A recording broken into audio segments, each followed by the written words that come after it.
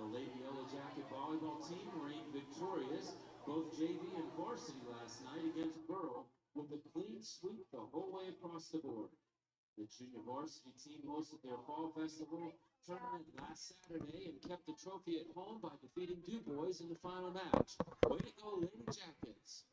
The girls are away this week, but come home to host their varsity tournament on Saturday. Come on over to the middle school and enjoy some awesome booster foods and great volleyball. The Freeport Girls Basketball Boosters sponsor the concession stand in the northeast corner of the stadium. Please stop by this evening and enjoy their numerous specials and support your Lady Yellowjackets. They have walking tacos, nachos, and hot dogs, and lots of candy. The Freeport Area Music Boosters sponsor the concession stand in the northwest corner of the stadium. They have a menu that rivals most restaurants in the Tri-County area, so stop by and show your support of the Freeport music programs and get some great food, including Nachos Supreme, cabbage and noodles, and Fox's Pizza. The marching band traveled to all schools today and showcased their many talents. Please let your kids know that it's never too late to try something new. Sign up for band today.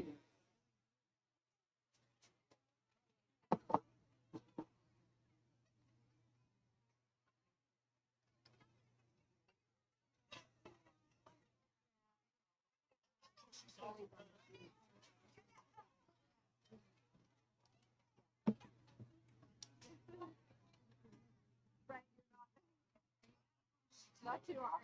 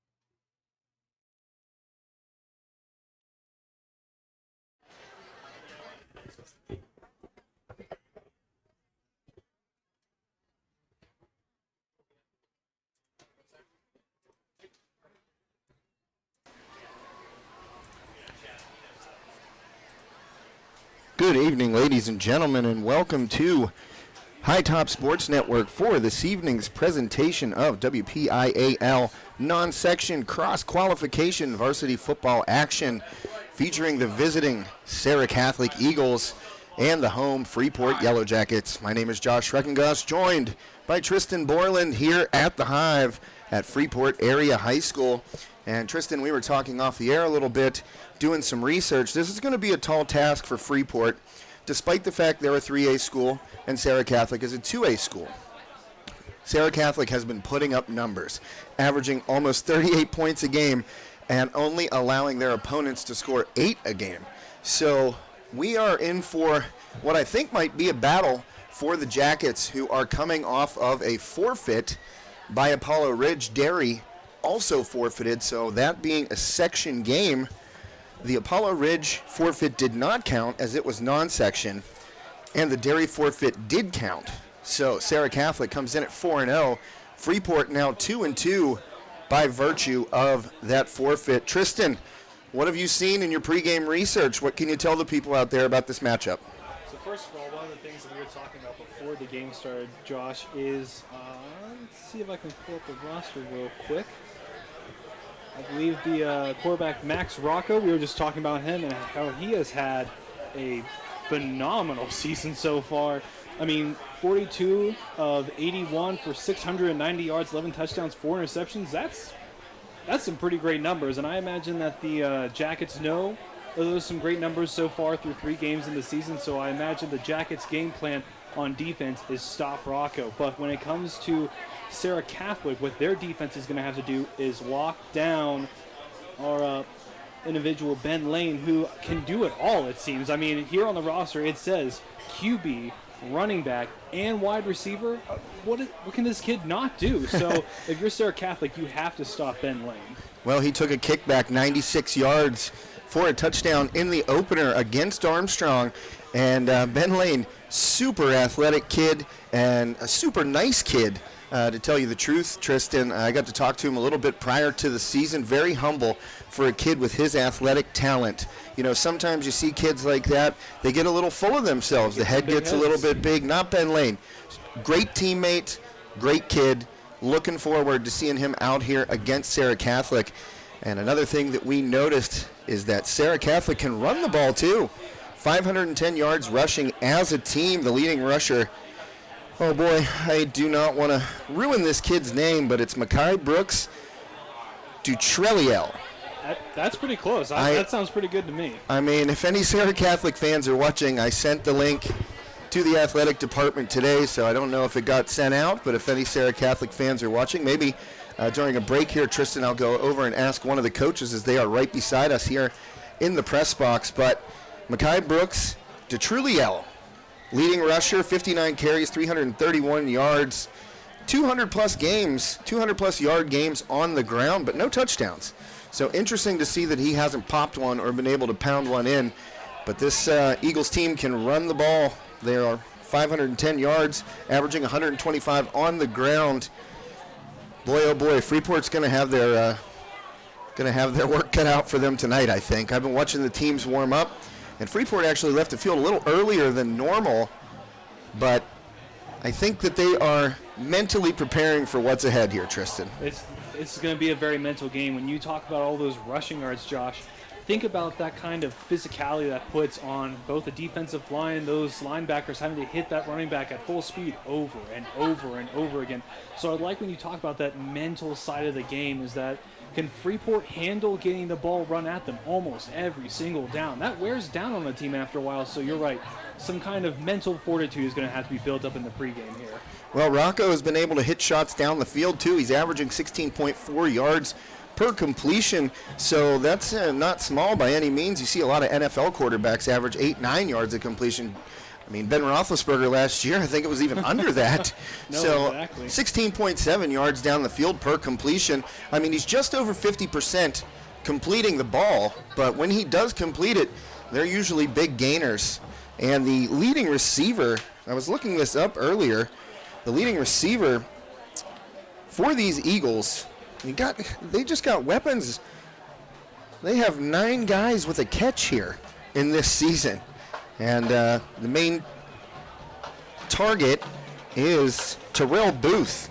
So we might be calling his name a little bit tonight. And Tristan, I think we're going to take a break here, turn on the crowd mic, and let the Freeport band do its thing as we are about to get this one started on High Top Sports Network. Just about 14 minutes and 30 seconds. So we will turn on the crowd mic, let you listen to the band as they are now on the field. For Tristan Borland, my name is Josh Reckengost. We'll be back shortly.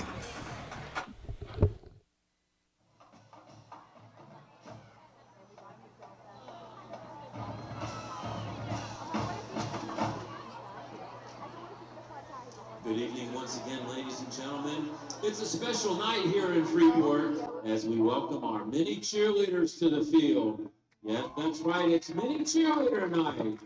Welcome, ladies.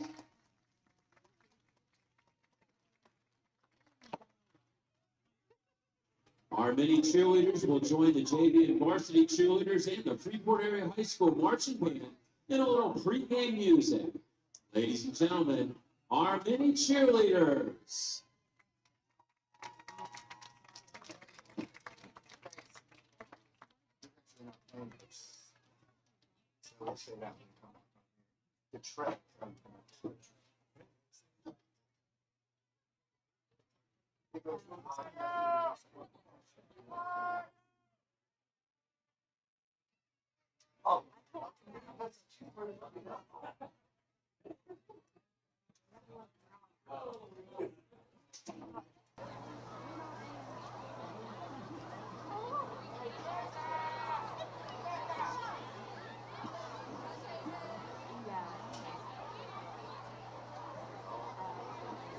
Still lots of cheerleaders walking out onto the field. Make sure you wave to the kids out there, and while we wait for them to get into their position, We do have a special announcement that was just dropped off into the press box.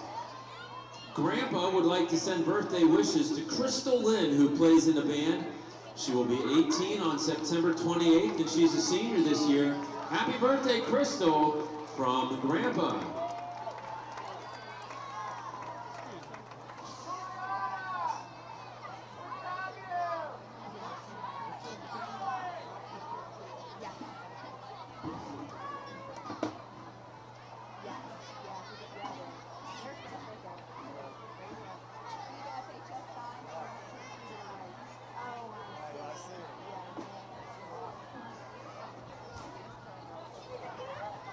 She's tall as she is. I know. She's like Jenna. That's how Jenna is. The way she's built. I always thought she people say Jenna's tall. I know she's not. She's skinny. That's the way she's built like Jenna.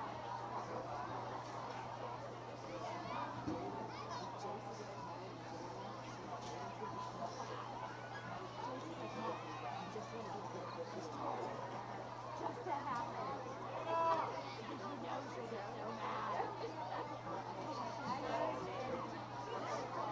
I know.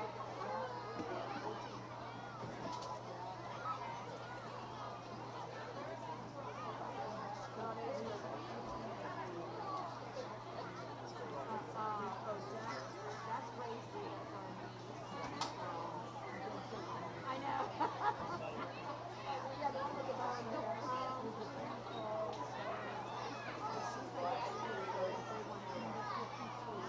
Number 8's like right at me.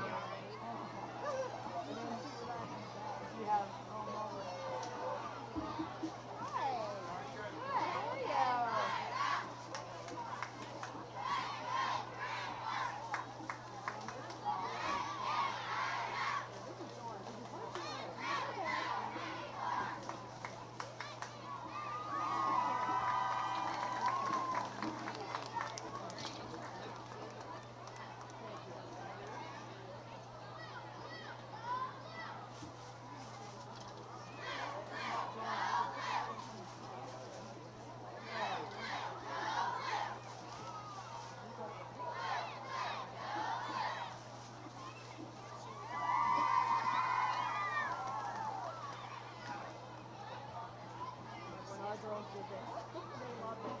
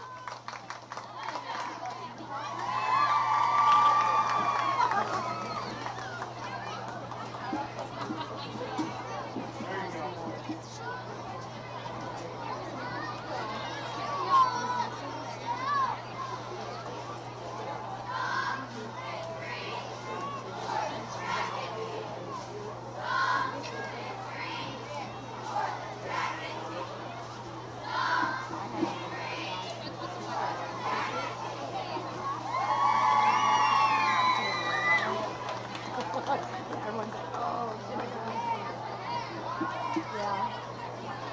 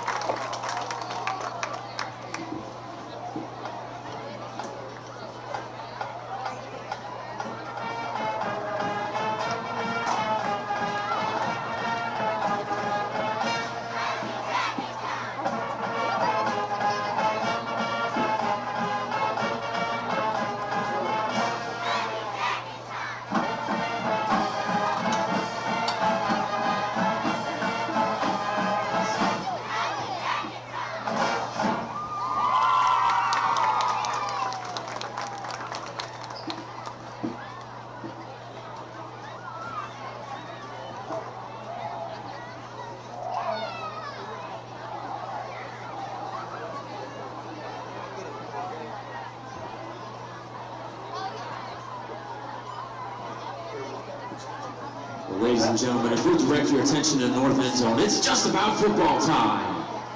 Let's get ready to rumble! Welcome to your 2021 Freeport Yellowjackets under the direction of head coach Mr. John Gaylock. And thank you once again, many cheerleaders. It's time to play football.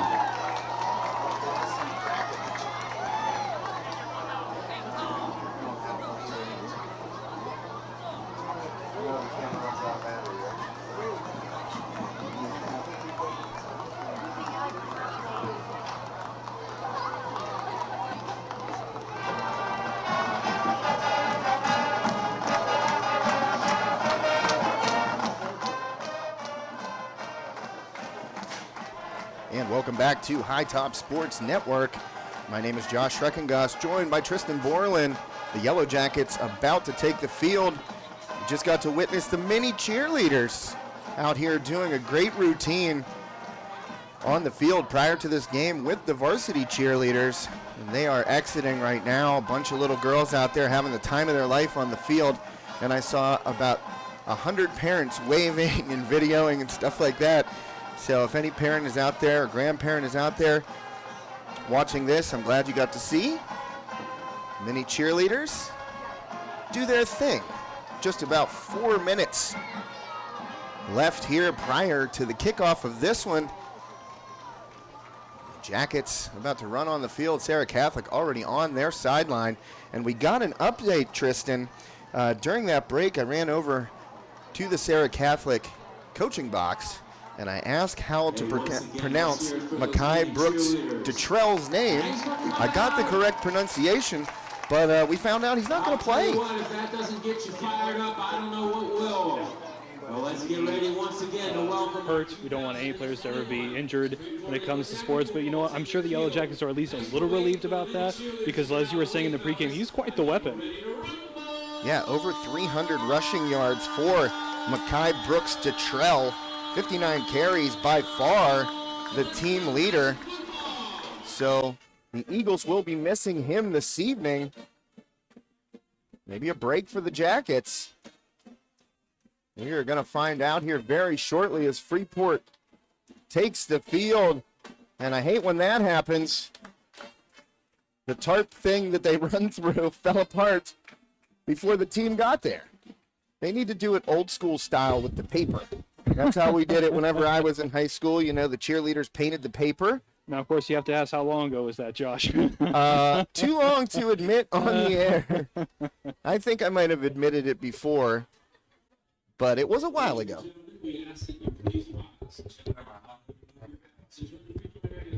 And we are going to take a break right now, flip that crowd mic back on for Freeport bands playing of the national anthem.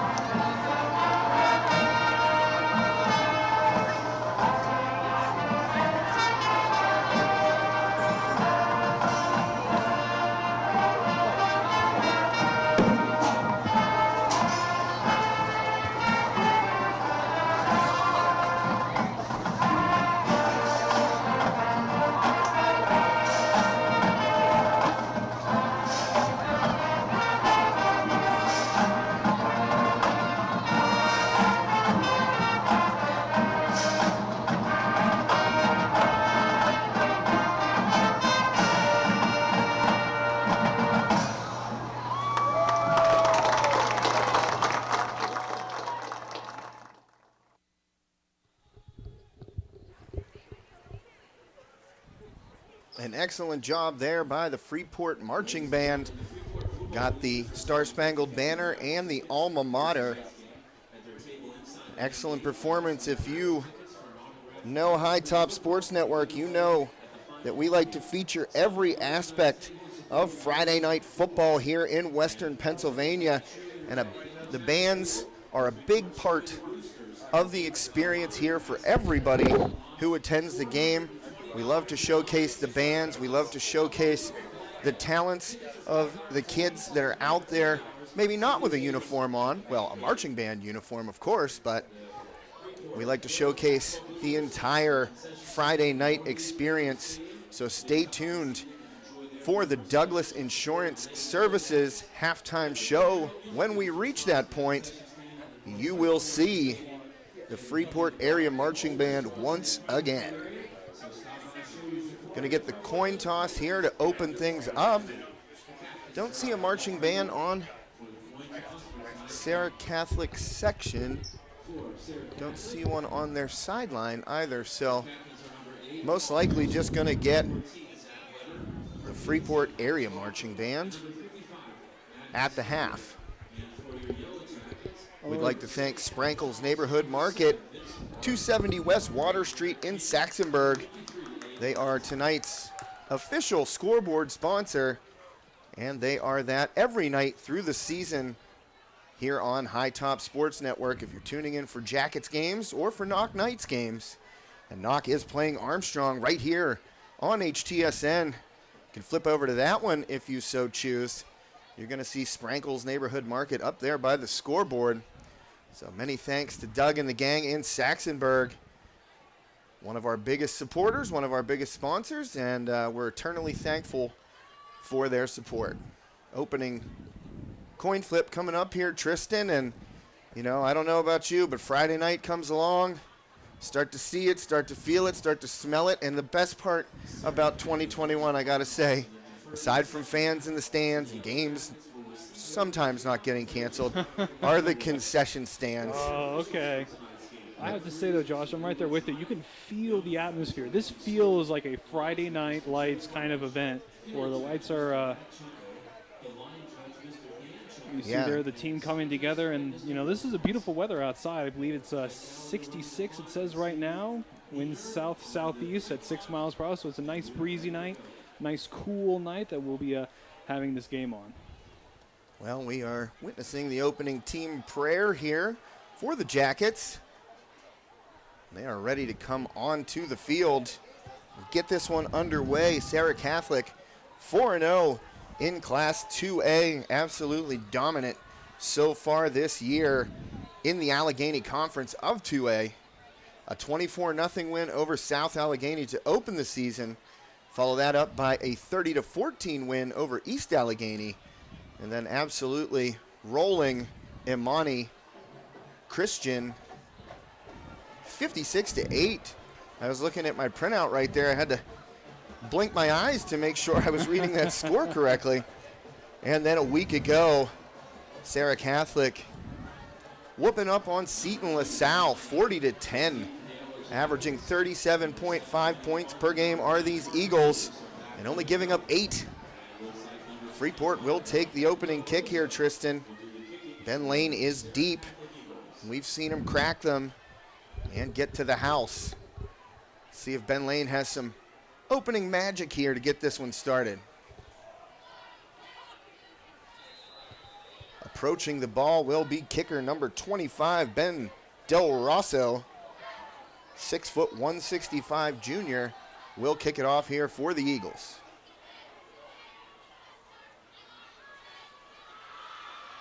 And we are underway here at the Hive. Short kick. Going to get it in front of lane. A little bobble right there. And finding the outside a little bit is number 7. I almost read from the Serra Catholic roster. That wouldn't have been good. Vinnie Clark. As I called him prior to the season, Vincenzo. But Vincent Clark able to take that short kick and get good field position here, Tristan. 1st and 10 from the Freeport 40. That's good starting position. That's pretty awesome considering, a touchback that would be on the 20, so they get twice as much field position as they would usually. Let's see if they can take advantage of this field position here on this play. Well, trying to stay away from Ben Lane in that return game. And under center right now, number 8, Garrett King. He hands off to number 43, Shane Jack. Gain of 2 here for the Jackets on the opening play. 2nd and 8 upcoming. Interesting pistol formation there from the Jackets there, but you know, that's kind of the new age thing. You know, in a shotgun you kind of limit yourself, but some people say in a pistol you can open up more of the outside of the field with those runs.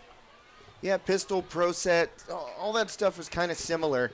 You know, creating misdirection, you can hand off inside, you can roll out, you can throw from it. So that particular offense definitely has gained in popularity over the past several years. Looked like Serra Catholic was offside there, and they were. I think that was number 5 getting across the line a little too quickly, Ryan Brooks. 6'4", 235 senior defensive end, tight end, and he is a load. Yeah, he's a scary kid to have jump off sides. If I'm on the other side of the ball, I'm going, whoa, whoa, whoa, what's going on here? Well, they whistled it dead, so 5 yards going against the Eagles. 2nd and 3. Freeport looking to open the game with a couple of first downs here. Get Serra Catholic maybe back on their heels. Good cadence there by Garrett King, drawing Brooks offside. Jack in the backfield. There goes Clark on an end around. Inside to Jack. We got another flag on the field. This one may go against Freeport, or? I saw a little movement on the line there, and there was that motion that pulled them offside when that tight end pulled around the formation. So we'll see if that might have been it. I may have been incorrect on my original assessment, because it looks like that one is going against the Eagles. Encroachment on Serra Catholic, so a new set of downs here for the Jackets on the opening drive. That's tough. The Eagles are a little bit too amped up, a little bit too excited. You know, 4-0. You don't want to lose to a team that's only 2-2, but you cannot give up this kind of yardage to a team that has only had 3 snaps so far this game. First down, Freeport, and this is exactly what they want to do. That was an inside handoff again to Jack, but you saw Vinnie Clark come in motion around the end. Right there is where King could pitch it to him. A lot of things can happen out of this offense. Ben Lane split out wide on the near sideline here. Clark again, and encroachment again on the Eagles. 3 straight procedure penalties on Serra Catholic. 1st and 5 now. And that looked to be in the middle there. I think that was Brooks again. It was Brooks again, and again, Josh is that motion. They got that, get that pre-snap motion, and boom. It's a little bit too amped up, a little bit too excited to get off that ball. Boom, indeed. 3 straight encroachment penalties, and it looks like they're lined up pretty close to the ball. And trying to point out a false start. There was movement there again. Plowing forward was Jack. He goes nowhere. And that is number 8, Paul Pearson, with that tackle for the Eagles. It may have been a loss of 1 or no gain. Looks like the scoreboard showing 2nd and 4, so a gain of 1 for Jack.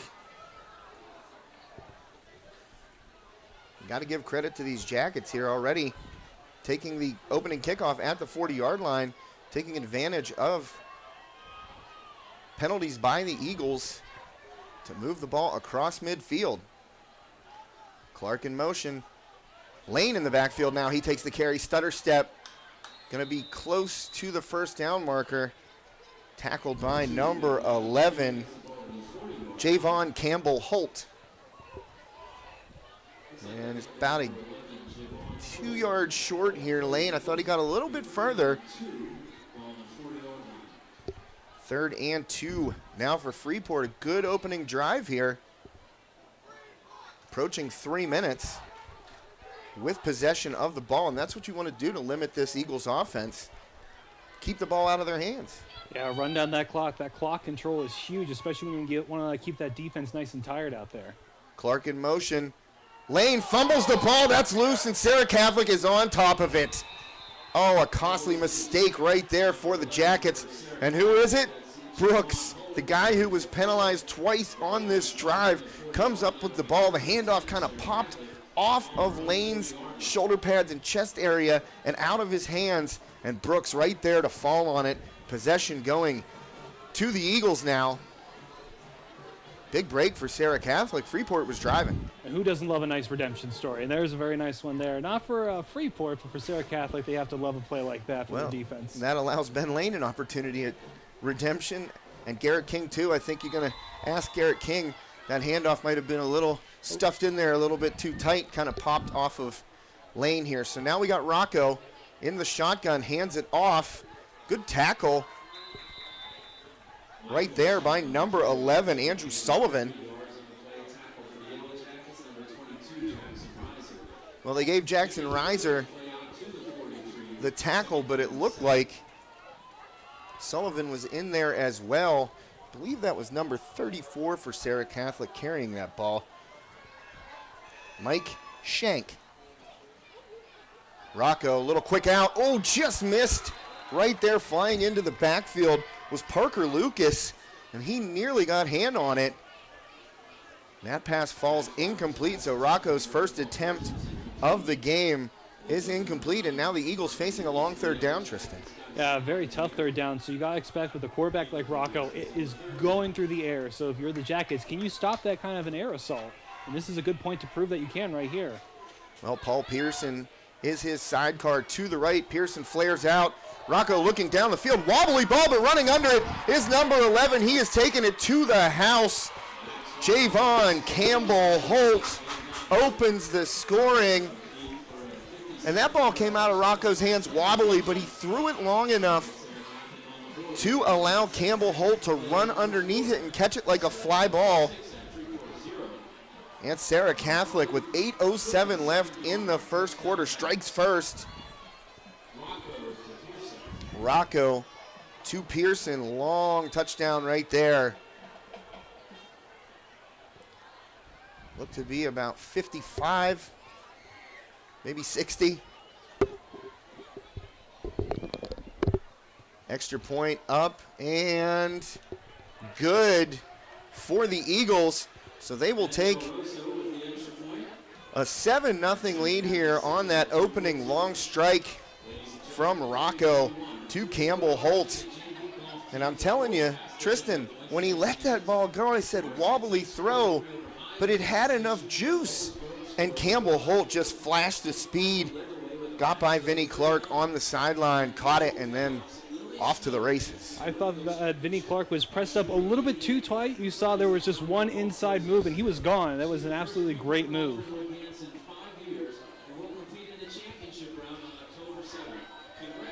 Well, here we go. Freeport with a chance. You know, they put together a decent drive, aided by 3 encroachment penalties on the Eagles, but a costly fumble, and Serra Catholic turns it into points. And I have to say, I don't think this is going to happen a second time. That many encroachment penalties, that's not going to happen a second time. Yeah, you can bet your bottom dollar that the Serra Catholic coaching staff told Brooks especially, I mean, you got to tap him on the helmet after coming up with that fumble, but I'm sure that he was gently reminded to stay on sides on this drive. About to kick it off for the Eagles, number 25, Ben Del Rosso. Oh, excuse me, that's a different kicker. No, it's 25. I thought there was an 8 in there. And that one kicked toward the sideline, and it's going to roll out of bounds for a penalty. Ben Lane wisely stayed away from it, saw the way that ball was rolling, and just let it roll out of bounds. So Freeport will take over in good field position once again, Tristan. What great intelligence there. Like you said, not only is Lane, athletic, but he's also incredibly intelligent. Knowing that that ball was going to roll out of bounds, why get the ball at the 1 when you can get the ball on, I believe, the 20, for that penalty. So great, not awesome starting field position, but you know what? 20 is better than 1. So, I think it's the 35, actually, or I'm not sure where they take it over. I know in the NFL it's the 40. No, I think you're right. I think it's going to be the 35. Yeah, I think so. They're walking to the 35 to spot this one. So Freeport again took over opening drive. on the 40. 35-yard line will be first and 10 Freeport. Now 1st and 10 Freeport. And they do not want to let this Eagles team get rolling. We've seen them put up big numbers in every game so far this season. And it's one of those things, when you're going against a dynamic offense, you do not want to let them get rolling. But you got to hang on to the ball here if you are the Jackets. That is the most important thing. Oh, rolling out, getting away from it as King fires to the sideline. That's going to be complete to Vinnie Clark for a Freeport first down. Nice play, good elusiveness by Garrett King to move the chains.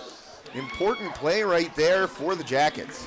And I think I heard the coaches in the other room saying that there was a false start. I didn't see anything, but you know what? They could have seen something. They were paying attention a little bit more than I was over here running Well, you're running camera, so, too. Yeah. But regardless, like you were saying, great elusiveness, great movement, and able to break at least one tackle in that pocket to make the play.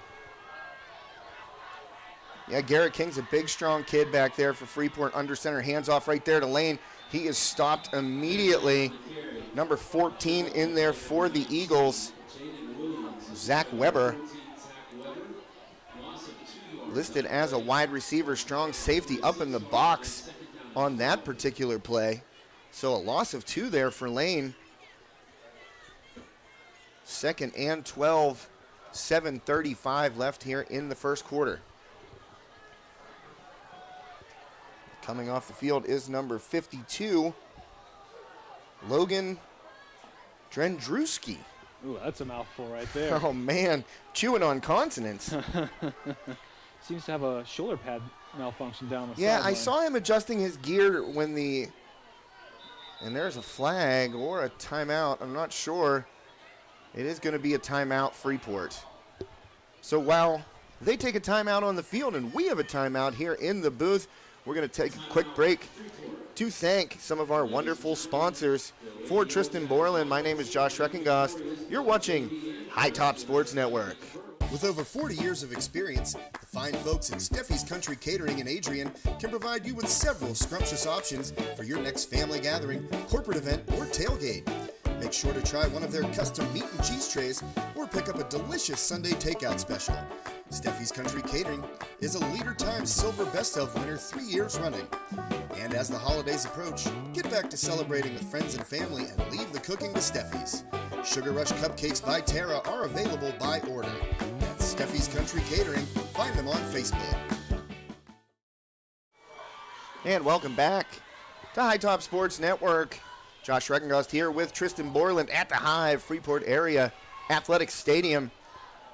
And Freeport facing a 2nd and 12, called a timeout there prior to snapping the ball. A timeout. King was already in motion, rolling out to the right, but the timeout granted to head coach John Gaylott.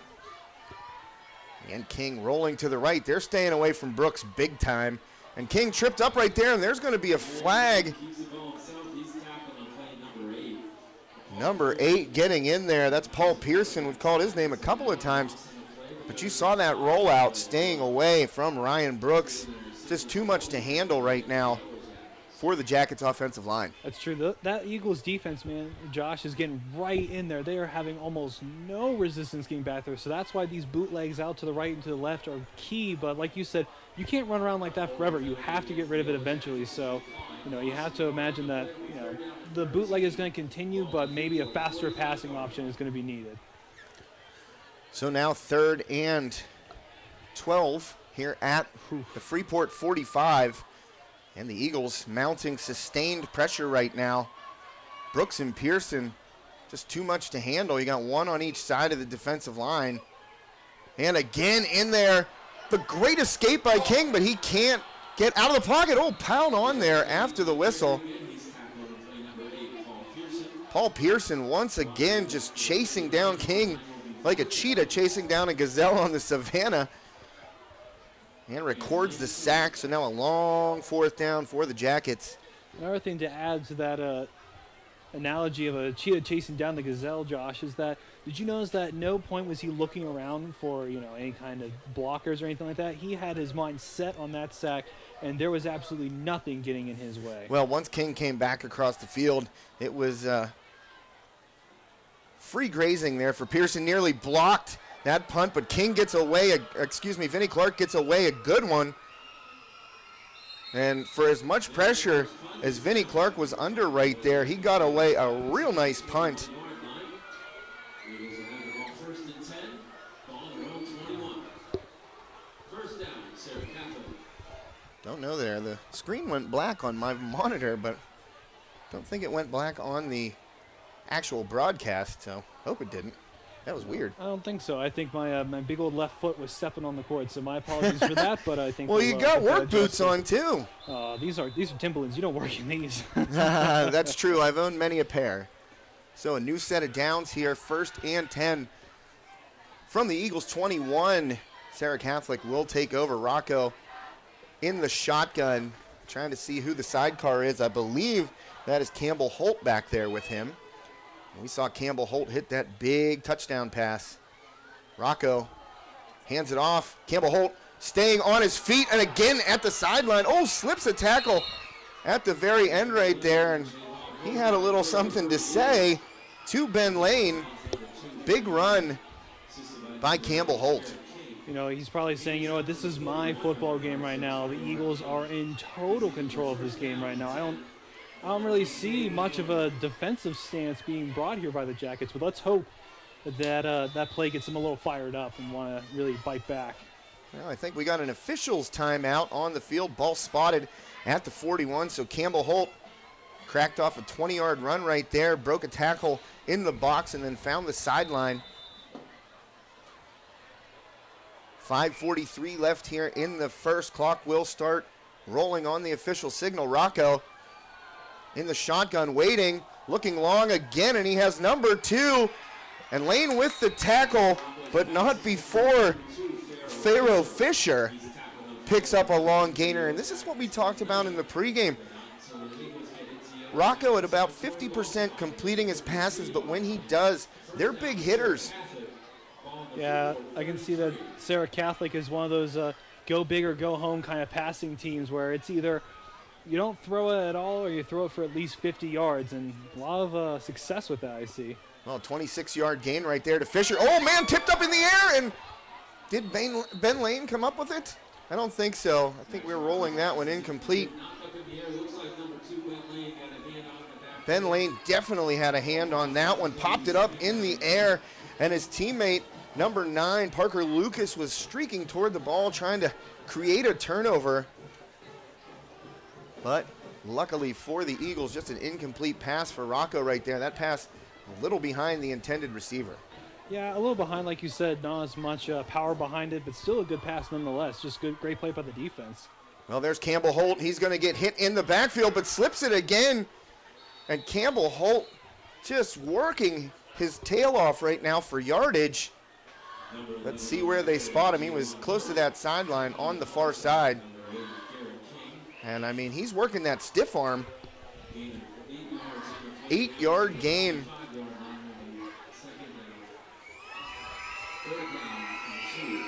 Third and 2 upcoming for the Eagles.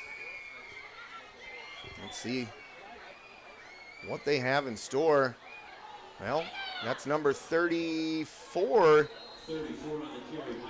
for the tackle, or excuse me, for the rush. Mike Shank. So that is enough for a first down. New set of downs here for the Eagles, and they are in the red zone. We're right on the cusp of it. 1st and 10 at the 21. Couple of big plays by Campbell Holt, one by Pharaoh Fisher. Rocco rolls out, fakes the handoff, got some pressure right there. Parker Lucas getting to him. Hit right at the sideline by Freeport's number 22, Joey Molinaro. Oh, man, if that's a late hit on Freeport, that is costly. Because I thought Molinaro stepped on him, got right to him right at the sideline. Rocco got his hands out looking for that flag.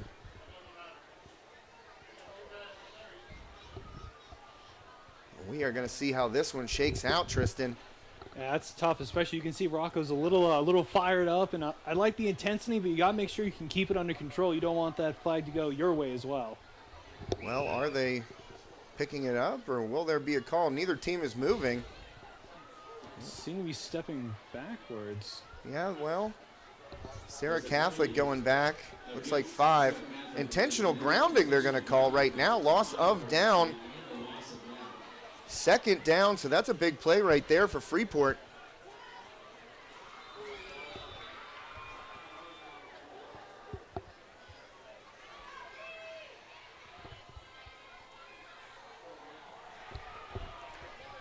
And here we go. Is that another Eagle with a carry?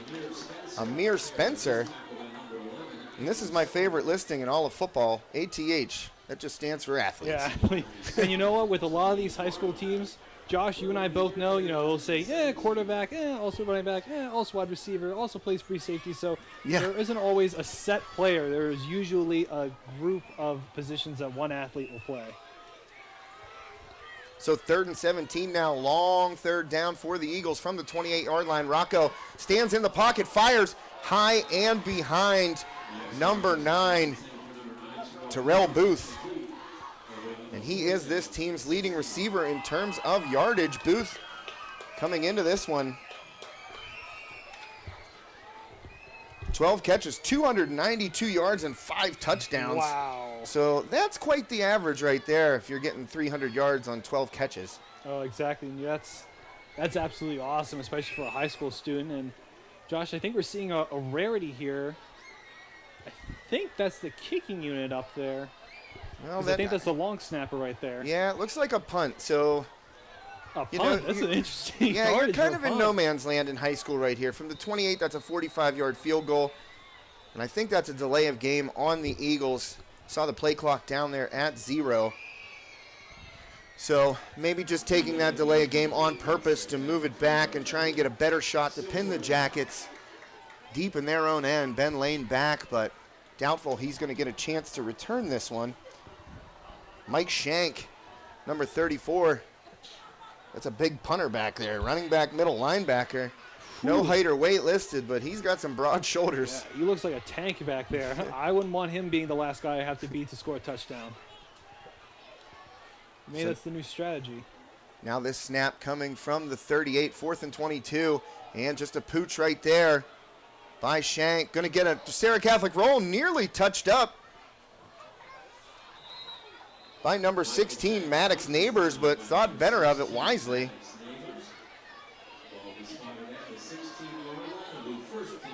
And Freeport will take over at the 16. So a decent punt right there by Shank. He actually didn't shank that punt. But that was, like you said, a good kick, a nice short one, nice good Serra Catholic roll, and I'm impressed. Like you said, I think that was on purpose to get that a delay of game penalty. Yeah, not the greatest name for a kicker, Shank, but he plays running back and linebacker. We've seen him carry the ball already tonight. So King takes over. Big stop right there for Freeport. Hands it off. Good head of steam, but really nowhere to go there for Shane Jack. He's met in the hole and dropped. Trying to see a number here when we get to it, when he turns around. Come on, bud. Looked like Paul Pearson again. We've called his name several times already in this first quarter. Pearson able to stick Shane Jack as he came through the hole right there. Only a gain of 3. Tough running there. 3 yards is a pretty decent average for a running back. Get 3 yards every single time, but like you said, maybe could have hopefully have gotten a little more. So it looks like, I can't really tell with the number. I think it is King back there. Yes, it is. Handoff again to Jack inside. Pearson again at the waist. Pearson just shooting the gap. And I think number 9, Terrell Booth, was in there as well. So 3rd and 7, no gain on that play. So you have to hope some kind of a passing play is in the book here for this down in yardage. Well, King hasn't had a lot of time to throw. Yeah, that's something you're going to have to take into consideration if you're Coach Gaylott. You know, your quarterback's not getting a lot of time. No, not with that defensive line. Lane split out wide near sideline. King back. He's looking for Lane. He's just going to chuck it up. Double covered. Lane trying to come back. He's out of bounds. Makes the catch, but an incomplete pass caught out of bounds. And that one kind of just sailed on King and kept coming this way. And by the time Lane turned around, he was already a couple of feet out of bounds. Yeah, that's tough. I mean, like you said, quarterback didn't have a whole lot of time. You know, double covered on the out route. That's a little tough. Double covered indeed, bracketing Lane. A little too high safety look there on that third down. Now we are going to get a punt by Vinnie Clark. Nearly blocked last time, but got off a decent punt. Snap a little bit wide. Excuse me, that one straight up in the air by Vinnie Clark. Going to land on the Freeport sideline, out of bounds. Right around midfield. Looks like the 44-yard line. Vinnie Clark's punt goes out of bounds at the 44-yard line. Serra Catholic will take over. So Serra Catholic takes over. 2:13 left in this first quarter. Make sure you stick around at halftime for the Douglas Insurance Services halftime show. We'll put the crowd mic on, and let you listen to the band, see the band. So enjoy that. Freeport seems to have a pretty good marching band out Oh here. yeah, they're great. So now Rocco and the Eagles take over at the 44. And he hands off right there to Booth. Met in the backfield. Good stop. Well, number 51 for the Jackets made initial contact. I don't have a 51 on this roster. Or maybe it was a 53. I can't. It's tough to see on these. I think you're right. I think it is a 53. Or an 83. Who really knows with all of these lettering? Well, I'd like to shout him out because that was a good initial hit and a loss there. Another one high and behind the intended receiver by Rocco. So 3rd and 12 now. And Freeport's defense has kind of maybe figured something out here, Tristan, on these last couple possessions by the Eagles after giving up the long touchdown pass from Rocco to Javon Campbell-Holt. You know that Rocco, you know, like you said, he's had whenever he's big, he plays big, but whenever he's having a little bit of a struggle, he struggles a little bit tough. So I see a bit of a screen pass out here. Well, that's not going to go anywhere as Pearson falls to the turf. They were looking for a little screen pass and in there to provide some pressure for the Jackets. Number 52, Logan Jędrzejewski. Oh, excuse me. Yep, Logan Jędrzejewski. Such a unique name. We thought it was from the Serra Yeah, Catholic. I was like, what? Got that wrong. So 4th down and 16 now. After that ill-fated screen pass from Rocco to Pearson. Shank back to punt, and Freeport maybe get a chance at a return here. Oh, and a fake punt, but fumbled by Brooks. And that's a big loss right there. Puts Freeport on the Serra Catholic side of the field. They're going to take over right at the 45-yard line. A little trickeration attempted right there by Serra Catholic head coach Jose Regas. I think somebody's been playing some butter or some WD-40 on the ball there. It's a little slippy out there. Both teams having a turnover here so far in this game. Well, you know, you get that early fall weather. Things become slick on the field right there, but that one just bounced off the hands of Brooks. The long snapper really throwing that ball back there, and Brooks wasn't quite ready for it. Well, here we go. Freeport takes over at the Eagles 45. King back, looking to pass. Under pressure, Brooks right there once again. And cleaned up. Pearson was in there, as was number 14, Zach Weber. A whole bunch of Eagles in the Freeport backfield. Big loss on that play. 2nd and 17 upcoming.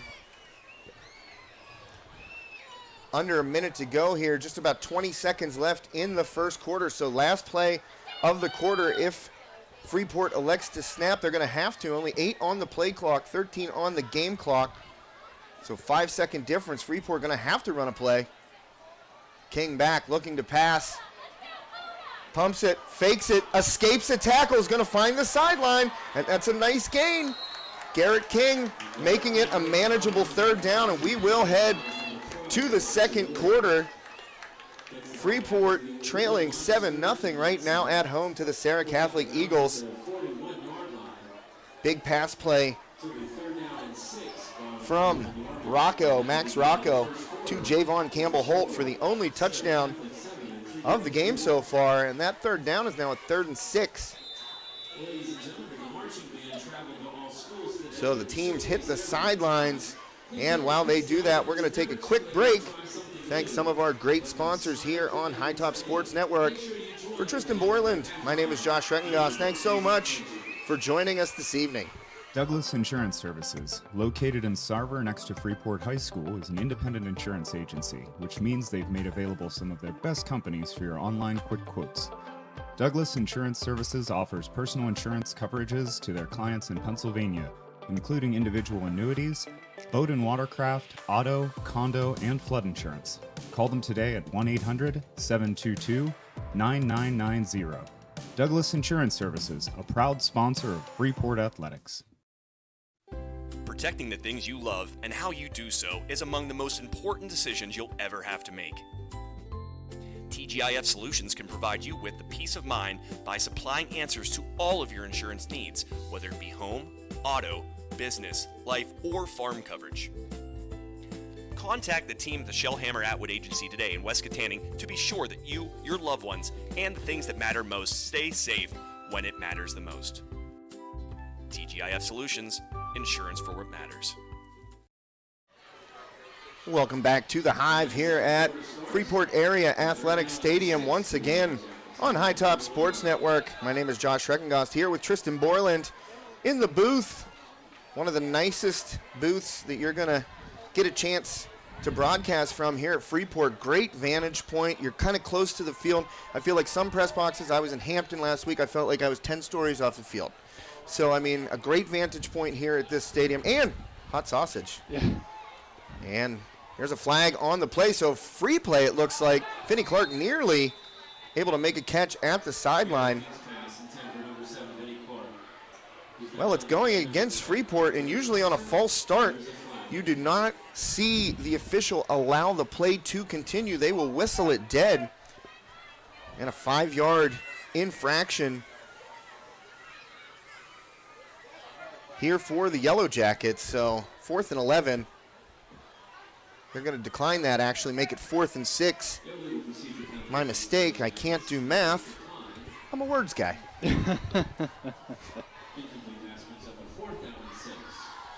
So 4th and 6. We will see what Coach Gaylott elects to do here. My guess, Vinnie Clark going to punt it once more. Had a good punt his first attempt. Second one kind of went straight up in the air. But the Freeport defense able to stand up and make a stop and force, well, Brooks, they didn't really force his fumble. Clark going to boot it, and that's a good one. That one is going for the corner. Oh, and bounces out inside the 10, right around the 6-yard line. Vinnie Clark angling that punt from the 41. And that looks like it's going to be a net of about, well, they're going to spot it right at the 9. So a 32-yard punt, but great directional punting there by Vinnie Clark.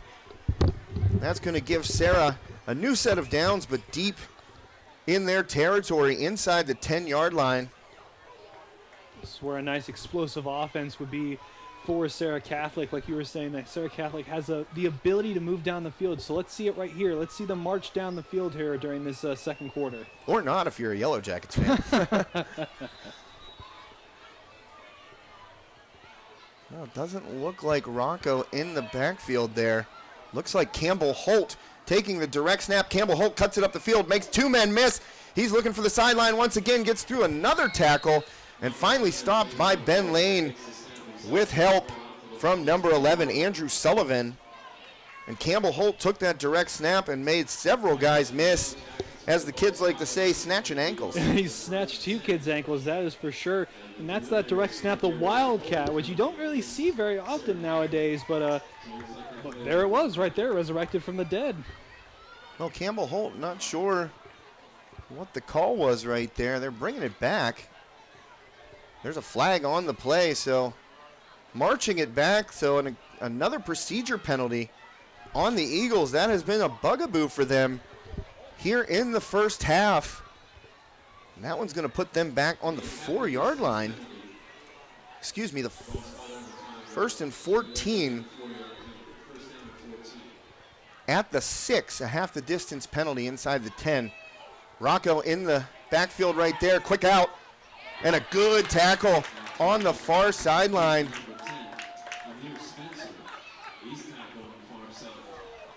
That was Spencer, and a good tackle by Zach Clark. That free safety on the far sideline. They were hoping that the wide receiver screen give their guy some open space to make a single move, and he tried to. He really did, but luckily the Jackets were right there to make a play. No gain, good play by Clark. And another quick one. Oh, nearly into the gut of Vinnie Clark on that play. Rocco inaccurate again on that quick slant. So a 3rd and 14. And it definitely looks like the Jackets have figured something out defensively here after that big play to Campbell Holt in the first quarter. They decide, hey, you know what? We're going to cut off everything deep. If you want to throw it short, throw it short. We'll be there for it as well. Well, and I think the thing that kind of victimized them on the first couple of possessions was finishing their tackles. And they've been able to do that so far the last 3 possessions for Serra Catholic. So 3rd and 14 here from the 6. Rocco, little misdirection play, but that is not going to get it done. Paul Pearson on the carry. Jackson Reiser able to make that stop. Minimal gain by Pearson. 4th and 12 from the 8. Well, Shank at the back of his end zone right now, and here's where you don't want to shank. Ben Lane looking for a chance to show those return skills. Put the Jackets up on the board as well. Well, Shank going to get it here. Directional punt. That is going to bounce, and Lane might have a chance at it. Picks it up off one hop, and is tackled, wrapped up. A good tackle right there by number 14, Zach Weber. Lane was trying to get it going toward this near sideline, but Weber in there to make the stop. Freeport will take over at their own 46 with 10:06 remaining here in the first half. Serra Catholic up 7-0. This is unusual. We thought that Serra Catholic was going to be scoring some more points, but like you were saying, Josh, give a lot of credit to the Jackets, but let's see if they can capitalize on their defense's ability to stop the offense for Serra Catholic. Well, the good thing that the Jackets have been doing has been getting off the field quickly. They're not giving up 3-4 first downs and then getting off the field, and that is something that can victimize a team. So pitch out here to the near side. King trying to cut it back. He's hit and dropped. That's Brooks once again, and he has made several plays in the Freeport backfield. Ryan Brooks. And they're trying to get Lane involved right now, but it's kind of trying to start that engine, and it's just not cranking. Yeah, it's a little bit too cold, as some would say, but you're right. It's tough to get any traction right now against this Eagles. You have to, if I was the Jackets, I would maybe move away from trying to get Lane, maybe try something else, anything, to try to get this offense to start up. Well, the defensive line of the Eagles has been solid. Actually, their front 7 has been really good in creating pressure in the backfield on King, not giving him time to throw. King rolling to his left, escapes a tackle. He's looking to go down the field, escapes another tackle. King's got the legs moving, tries to cut it back. He's got a little lane right now. King, and he takes on contact, a big gainer by Garrett King. That one is a gain of 28 yards. All kinds of cutbacks right there for the Freeport quarterback. Just one of the best stories in high school sports in this area. Fought off testicular cancer, missed all year last year. And you can see right now he is healthy and ready to get those legs moving. Escaped several tackles on that run. Yeah, you can tell he was definitely running to, it's that fire that you were saying inside. He's like, listen, if I can't get the offense to start on the run game, at least I can try to do something, anything at all. Well, Lane now in the shotgun, King behind him. Lane rolling out. He's looking down the field. He's going to toss one, and it's going to be nearly picked off by Campbell Holt. I think Vinnie Clark might have been supposed to run a comeback route, or that's what Lane thought. And that pass falls incomplete. Right there, you got to give King a breather after that long run. And Campbell Holt made a diving attempt for it on that far sideline, but a little too far out of bounds to come up with. And I was going to say, you can tell how important it is for King to be in that offense. As you just saw, he goes out for one play, all of a sudden you almost throw an interception. Well, I think there was some miscommunication there between Lane and Clark on that route. Seemed like Lane was throwing to a spot and Clark was ahead of it. So King back in the shotgun, Lane behind him. Lane, a little quick movement right there at the line of scrimmage, but he's not going to get much. He's saying he wasn't down. Weber rolled him over. And there's a flag on the play once again. We've seen several flags here in this first half, Tristan. A lot of laundry on the field. Yeah, exactly. And luckily, it's more of the technical stuff that can be fixed. Nobody's losing their temper. Nobody's throwing any hands. It's a very clean football game so far. But like you said, it's a lot of mental errors that both teams need to be able to come back in at least the second half in about 8.5 minutes and say, listen, we need to get our stuff together on the field. Well, you jinxed it because a dead ball personal foul. Oh, man. On the Eagles, first down. That's going to take Freeport all the way inside the red zone. On the 14-yard line, they can get another first down before scoring a touchdown. You can see some of that frustration starting to build for the Eagles in this drive so far. Well, that's about the 14.5-yard line. Basically, right between the 14 and 15 is where that one is spotted. Dead ball personal foul being called out by the official right now against Serra Catholic. And King back in the shotgun. Behind him right now, I believe, is Jack. Can't see off that glare. Jack takes the tackle, or takes the handoff, runs into a tackle. Not much there for Jack. Not much all night on the running game here, Tristan. It's tough to run whenever that defensive line is just getting into the backfield almost instantaneously.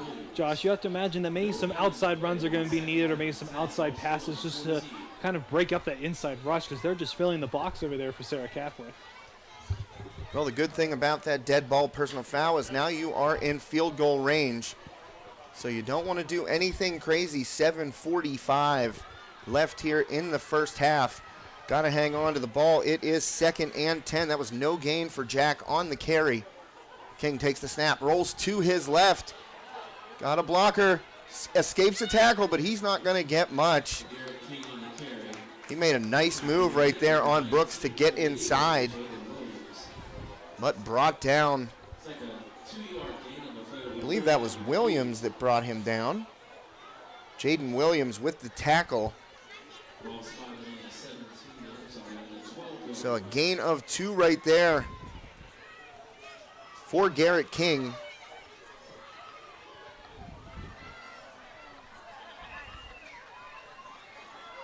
Let's see what Coach Gaylott comes up with here on 3rd down. Inside the red zone, right at the 12-yard line. 5 seconds left in the game clock. They better hustle. Well, they might call a timeout right here. Yep. Well, flag on the field.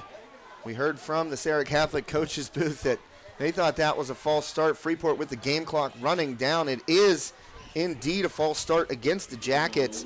So that'll push them back 5 yards.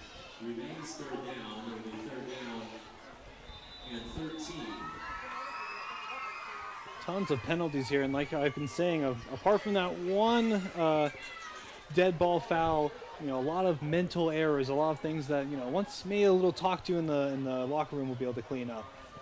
Well, what once was a pretty makeable field goal is now a 33-yarder if they do not gain a yard. Low snap right there, taken by Lane. He's looking, he's trying to throw to the end zone. That is into double coverage, popped away, and incomplete. That was Lane rolling to his right, looking down the field, trying to see the number here. Might have been Cole Charlton. Waiting for him to turn around.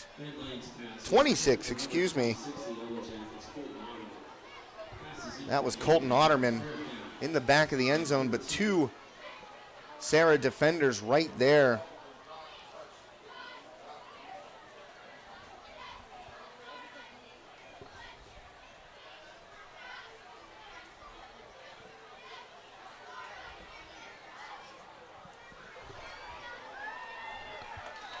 Well, field goal is up and good.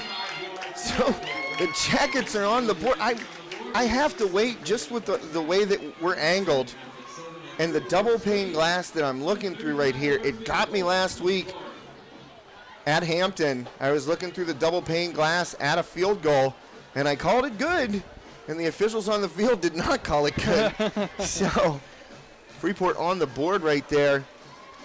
Vinnie Clark banging one from 33 yards out. And that's a big, big possession right there for the Jackets to get those points on the board before halftime. That's the last thing you want to do, is leave it with nothing on the board at the half. And you know what? That was a great kick. That kick probably would have been good from 40 yards. Yeah, maybe definitely. Even. Couldn't agree more. Plenty of leg right there by Vinnie Clark to bang it through, and he will kick it off right here. First kickoff we've seen from the Jackets. They took the ball first. And that is the first score at 6:10 left here in the second quarter. Trying to see who is deep for the Eagles. I think that's number 2. Is it 2 or 7? It kind of looks like a 2. Pharaoh Fisher, he had a big catch earlier of 26 yards. Fisher takes it at about the 9. And he's wrapped up right around the 30, so a decent return. Well, they say it was from the 7, so an even better return for Pharaoh Fisher. First and 10, Eagles here, 6 minutes exactly remaining. And the Freeport D has stood tall. The last 3-4 possessions for Serra Catholic. Some untimely penalties for the Eagles as well have helped out, but Freeport D has stiffened up after allowing that long touchdown early in the first quarter. You have to assume that they're going to want to do that again, give their offense another ball again. You know what, another field goal, and this is only a 1-point game. Well, Rocco has kind of been inaccurate here since midway through the first, and we got a flag on the field. Trying to count the guys, 2, 4, 6, 8, 10, 11. I'm not sure what the call was. I think number 9 all the way out there, I think he was supposed to come off the field there, and he wasn't able to make it to the sideline. The QB didn't see that.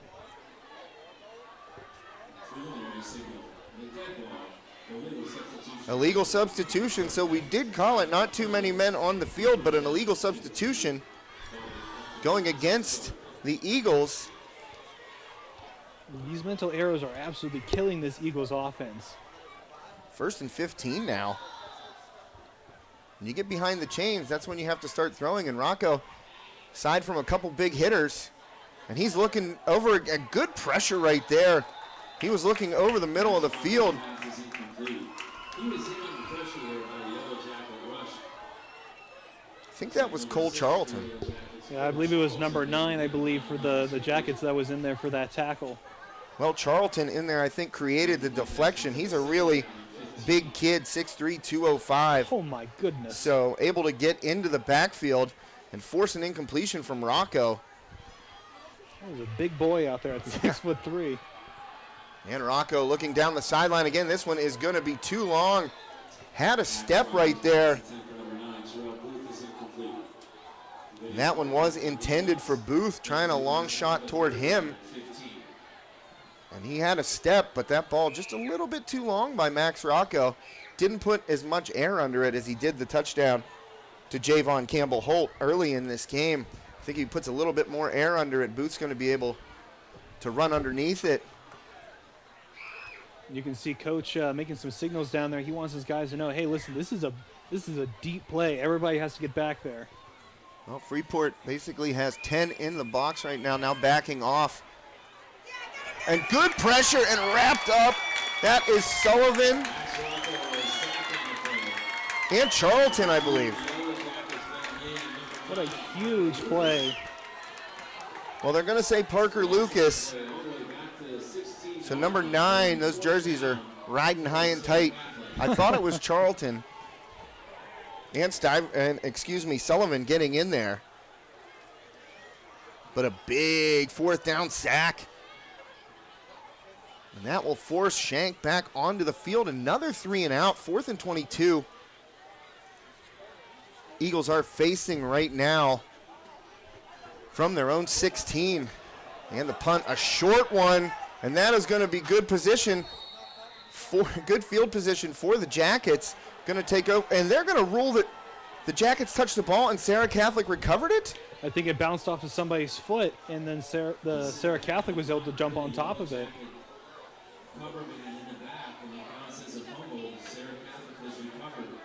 Wow, unfortunate. Big break for the Eagles, but unfortunate right there for the Jackets. And another turnover here by Freeport. They've had a couple in this first half. The fumble by Lane early set up the touchdown from Rocco to Campbell-Holt, and now hitting the up man in the back, they're going to say. And Serra Catholic jumped on it right at the sideline. Rocco going to look deep down the sideline again. Here's Booth, and he's got a step. He'd come up a little bit lame right there.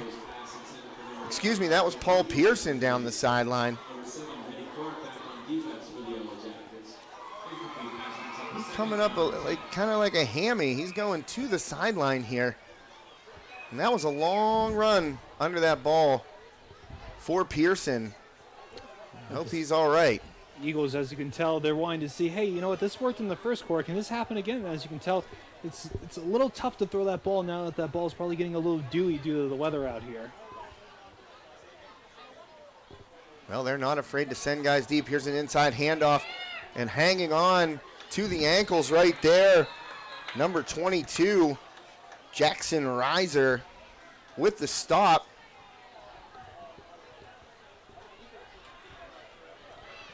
Not sure exactly who carried that. Well, they're going to say that was Pearson, so maybe it was Booth going down the sideline, because I'm not 100% sure, but a big stop there by Jackson Reiser forces a 3rd and 8. And here we go, and another good pressure by the Freeport front. That pass was intended for Amir Spencer.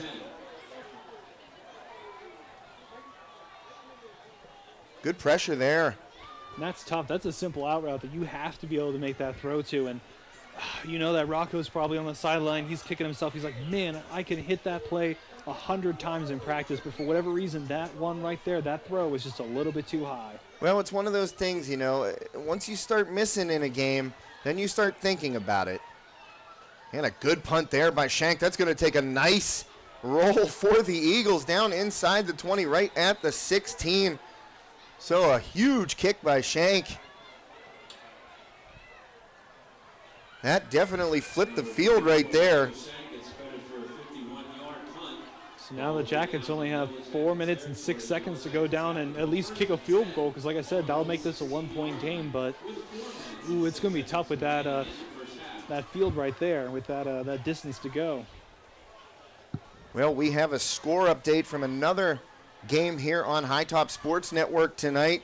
The Armstrong Riverhawks up 21-0 at the half over the visiting Knock Knights. Riverhawks looking to get back on the winning track after losing 2 in a row, a heartbreaker last week at Hampton, losing by a point.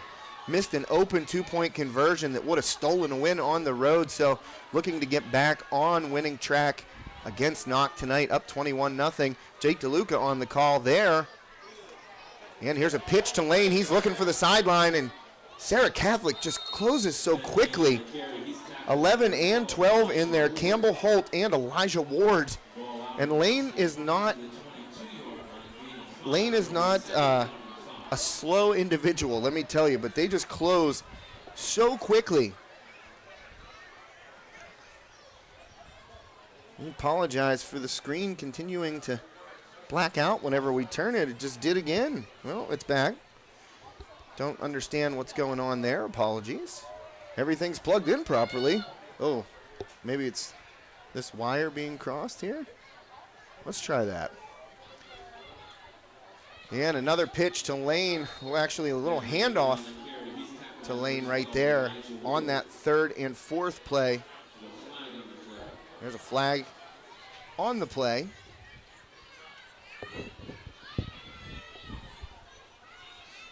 We got a lot of wires up in this press box, folks. Let me tell you, Freeport has their Pixel-Lot up here as well, so plenty going on. So apologies for those little cutouts.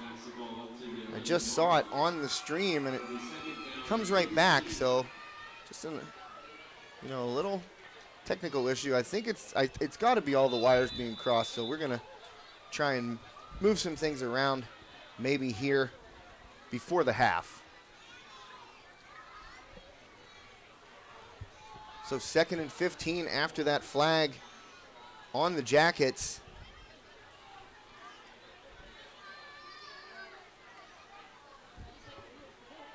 And a handoff again. That was Shane Jack that time going inside once again. And he's been living there. But he hasn't been gaining much yardage on those inside handoffs. 4-yard gain for Jack, so that's one of his better carries, Tristan. Yeah, unfortunately, like you said, that is one of his better carries, and that's not great considering that was only 3 or 4 yards. So you have to hope that May will get some more productiveness in the second half. Yeah, ticking down towards 2 minutes here. And they're Freeport is looking for the play clock to be reset. And it hits 0. They're going to ask for a timeout. The Jackets are going to ask for a timeout. That play clock was winding down right to 0. Lane was pointing at it like he thought it should have been reset, but Freeport runs out of time. 2:04 left here. First half. You're watching High Top Sports Network. My name is Josh Reckengast here with Tristan Borland, bringing you the action from Freeport Area Athletic Stadium. We've had a good one so far. Freeport defense has really been impressive in this first half, able to hold a high-power Serra Catholic offense in check. And as we've mentioned multiple times, you have to imagine that there is some assistance with that. With, like you said, Rocco's been struggling a little bit. He's just all upstairs in his head. Like you said, he just needs to play like the quarterback we know he can be, but we just have yet to see so far tonight. Well, that's a lie. We've seen him have that air assault once or twice, but not as consistent as I think we would like to see him be. Well, certainly not as consistent as Serra Catholic would like to see. Second timeout. You have to think about those timeouts as well. 2 minutes and 4 seconds left in the half. You want to go down and score something if you're the Jackets, and now you only have one timeout to do it. Yeah, good call, Tristan. Coaches want to keep those timeouts for situations inside 2 minutes, and Coach Galen only has one left, as you so astutely pointed out. It's the video games. Hey, they're good for something. Yeah. That's what I tell my son. I was like, oh, they're good for something, I guess. Oh, another flag on the field. Looking to see what this call might be. We've seen it all. We've seen one personal foul. We've seen an illegal substitution. We saw 3 straight encroachment penalties. We have definitely seen it all. And another illegal substitution. This one goes against Freeport. Illegal participation is what the Have you ever heard that one before? Yeah, I have. I have. Really? Yeah. I have But it's never the heard of same something like signal that. as illegal substitution. Yeah, I've never heard of that. Man, I need to watch more high school football. Always. Can't get enough of it. Fair enough. There's just something different about those Friday night lights. Oh, for sure. That's what I've explained to friends all over the country. There's nothing like growing up in Western PA, Friday night football. And nowhere to go right there. Good stop on lane. Ooh. Yeah, that was a big hit. Weber, we've called his name quite a few times tonight. So Serra Catholic will now use a timeout. And while we have a quick timeout, let's take a really fast break and hear from one of our great sponsors here on High Top Sports Network. For Tristan Borland, I'm Josh Reckengast. We'll be right back. With over 40 years of experience, the fine folks at Steffi's Country Catering in Adrian can provide you with several scrumptious options for your next family gathering, corporate event, or tailgate. Make sure to try one of their custom meat and cheese trays or pick up a delicious Sunday takeout special. Steffi's Country Catering is a Leader Times Silver Best of winner 3 years running. And as the holidays approach, get back to celebrating with friends and family and leave the cooking to Steffi's. Sugar Rush Cupcakes by Terra are available by order. That's Steffi's Country Catering. Find them on Facebook.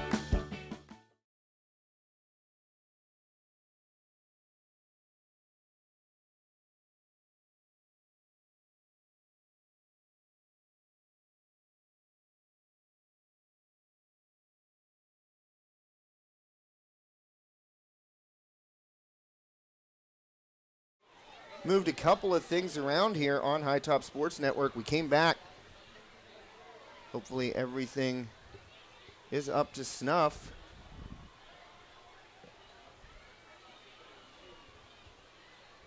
Hope that didn't ruin it. Tried to uncross these wires a little bit, and we clicked out once again. So if you can hear my voice, we're still here. Camera looks to be frozen a bit.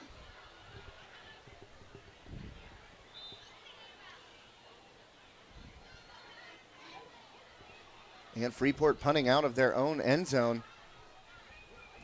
That's Lane. Decent kick by Lane, taken right at midfield. That is number 2, spins out of a tackle. We have another flag.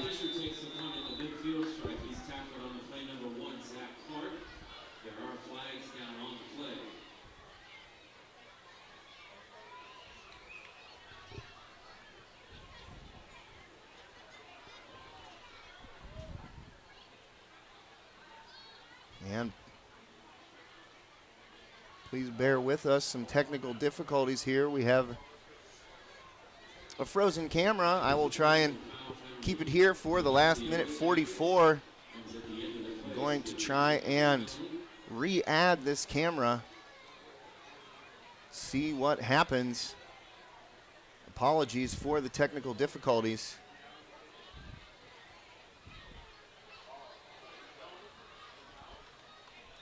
Serra Catholic, after that punt and flag, I believe we are back on camera here. Sorry about the frozenness. We just uncrossed some wires during that commercial break. And Serra Catholic, 1:44 left in the first half. Looks like a timeout here.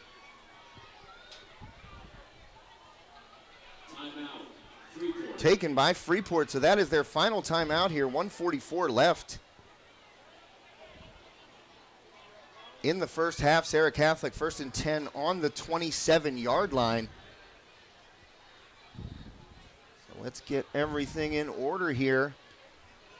Josh, unfortunately, I think we lost our sponsorship. Now we can bring that back, don't worry. Sprinkles will always come back to us. Indeed, and there we are. We are back up on the stream. Apologies for that quick minute and a half technical glitch right there. Felt about like 2 hours for me. So apologies to our viewers out there, but we are back live here at the Hive. Live at the Hive. I like it. It sounds like a live album. live at the Hive. What band do you think it would be? Black Crows. Why'd you get that so quickly? I don't know, because I was just listening to Live at the Greek Theater with Jimmy Page, the Black Crows and Jimmy Page, so that's why it was in my head. We are underway so here funny. after the timeout. Rocco going to look toward the end zone, front pylon, and it is going to be caught right at the 1 yard line. That is number 10, Amir Spencer. And that is what Serra Catholic has been looking for, trying to hit that big play again down the field. They are right at the 1 yard line. Clock is rolling. 1:30 left here in the first half. The Eagles can take their time. And like you were saying, but if I was the Eagles, I would maybe not take my time as much, because you want to kind of get into that end zone, but maybe move along a little bit. You never know. This Jackets team is quite spicy at times. Well, that ball came flying out of there. Stopped at the 1. That was number 2. Pharaoh Fisher with that carry. And now the Eagles are going to be forced to take a timeout with 1:02 left here in the first half. Well, excuse me, that must have been an official timeout, because they started it back up quickly.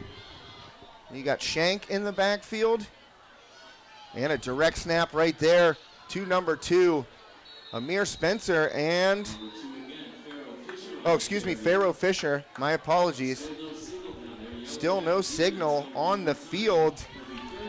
Freeport D forces a third down. That ball's kissing the goal line right now, Tristan. Exactly. Farrell was laying almost parallel to the goal line, and that was huge. And I think the Eagles took another timeout.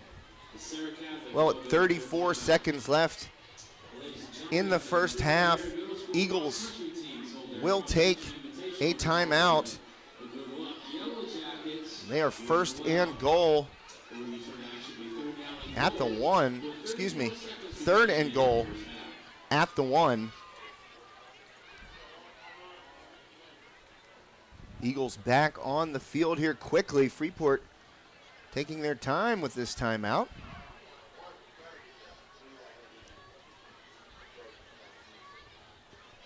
And the Jackets back to the line of scrimmage. Going to need one more stop here, Tristan. If you are Freeport, 4 men in the backfield. Rocco in the middle. Shank, triple option Brooks, and Weber all in the backfield. And then a man out wide to the left. Oh, and fumbled the ball. That ball's loose, and it looks like Freeport's on top of it. I see some dirty laundry, though. Flag on the field, but it looks like the Jackets recovered. Oh, Max Rocco falling on his own fumble.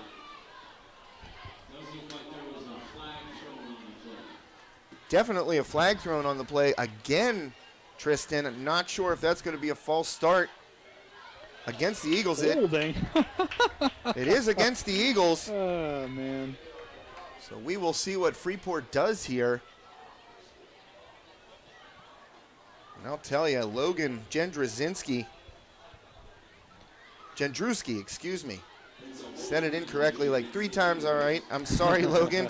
That's my fault, number 52. Logan Jendrusky. I got to look at it. There's so many consonants. A couple E's in there, 3 E's. Well, don't worry, we have another timeout so you can think about. It's a great last name. Listen, my last name is Schreckengoss, so it gets. Don't even get me started. It gets murdered all the time. So, apologies to Logan and his family, if they are watching.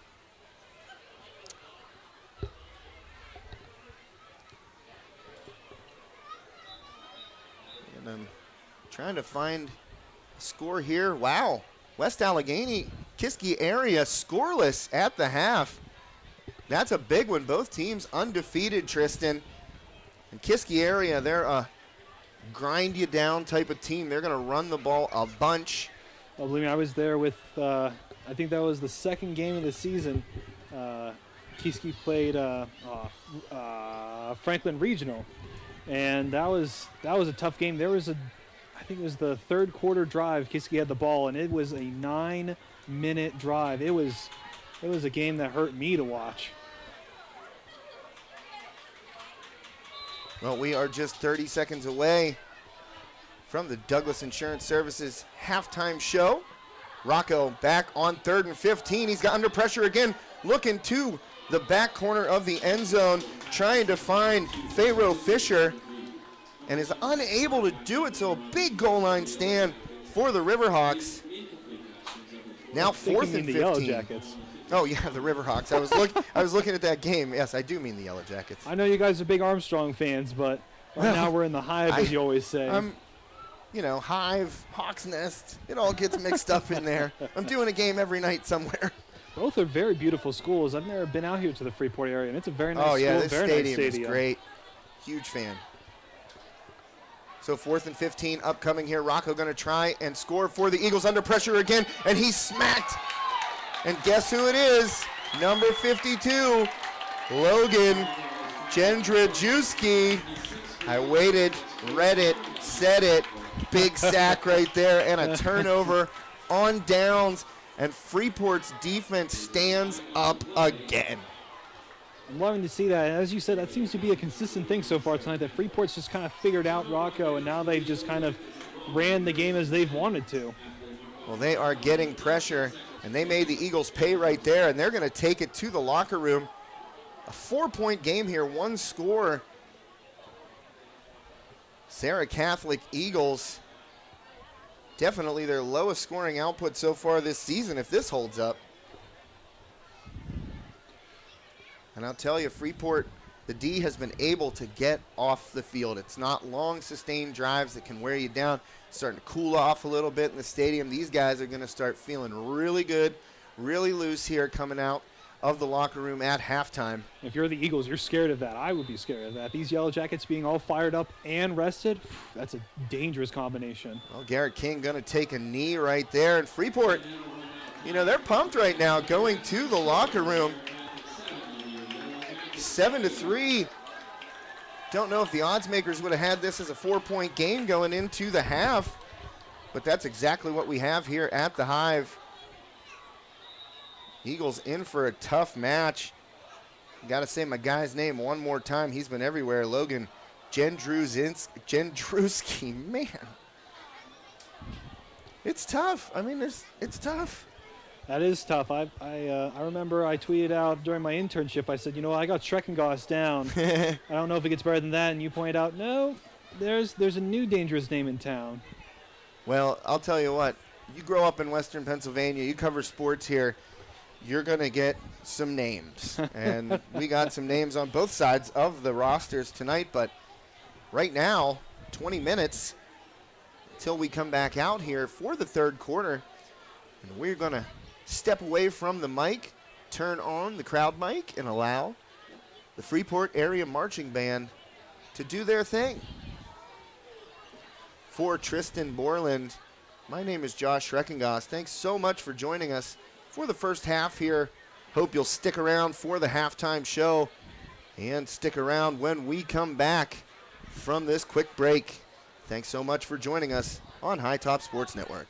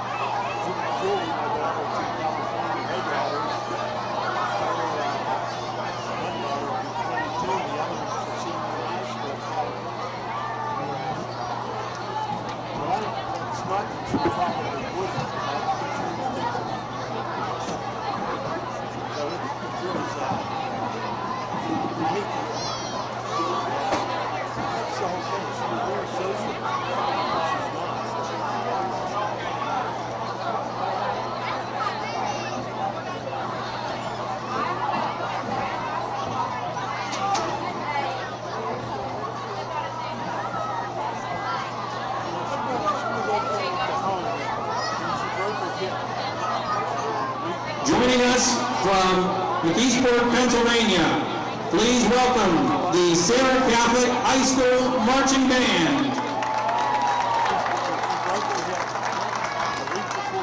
Serra Catholic's musical selections tonight are The Matador. FINBA is proud to present drum majors Joe Clausen and Abigail Murnick and the Serra Catholic High School Marching Band.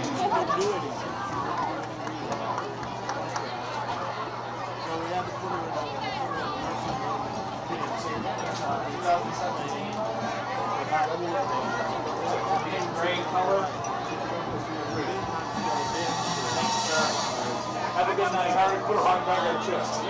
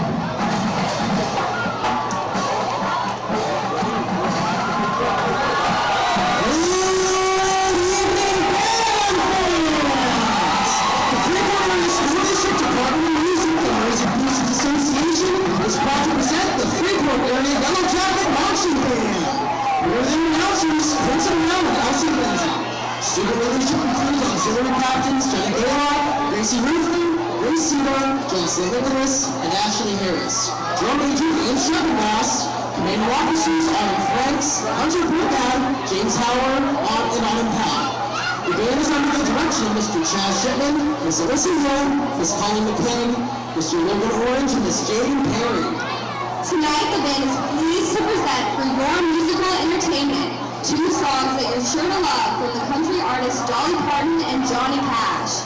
First, the band is performing a timeless hit, covered by pop and country music stars alike, and one of Dolly's most famous by far, Jolene.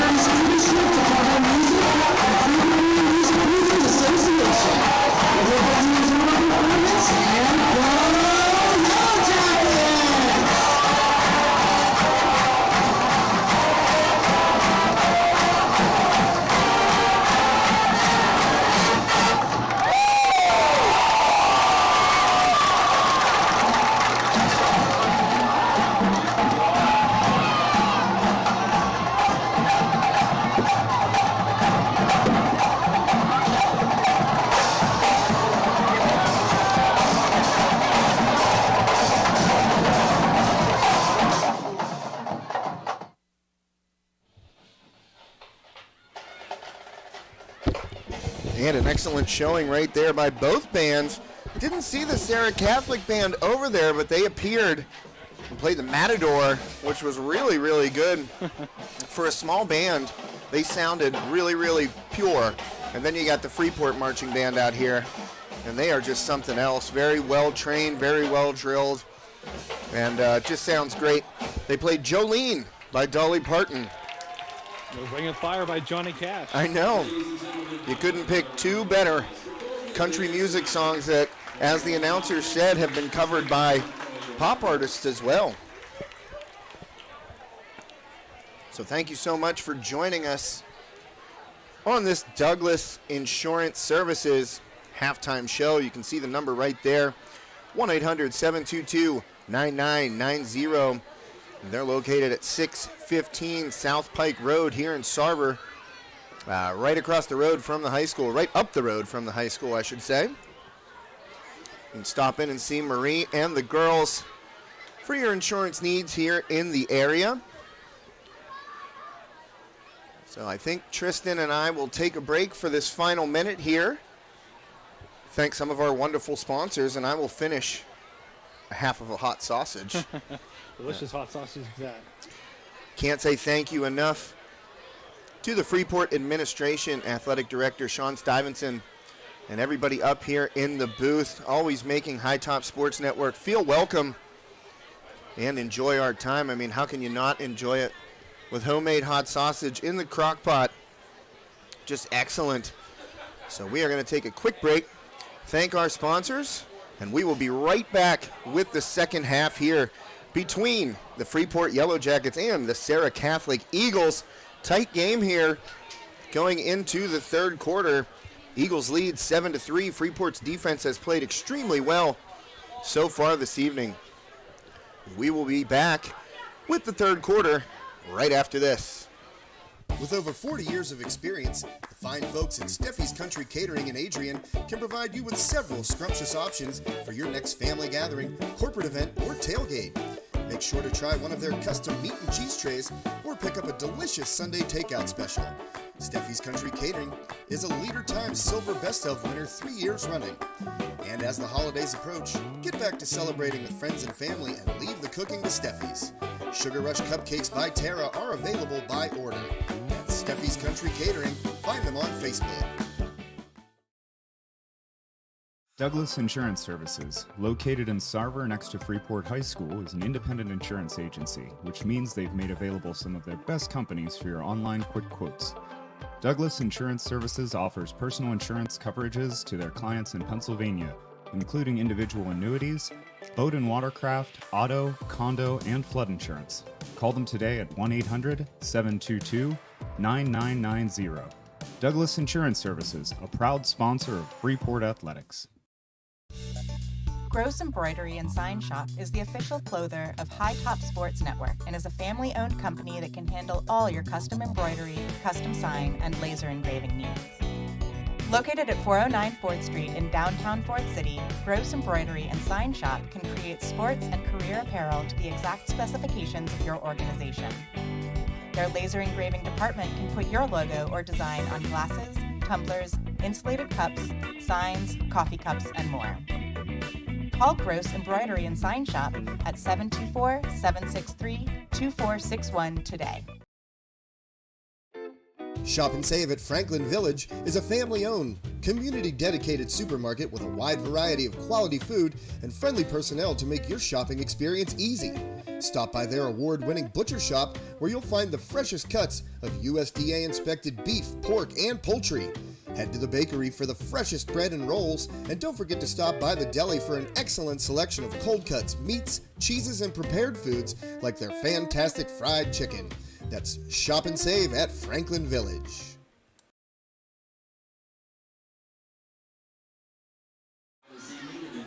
Welcome back to High Top Sports Network.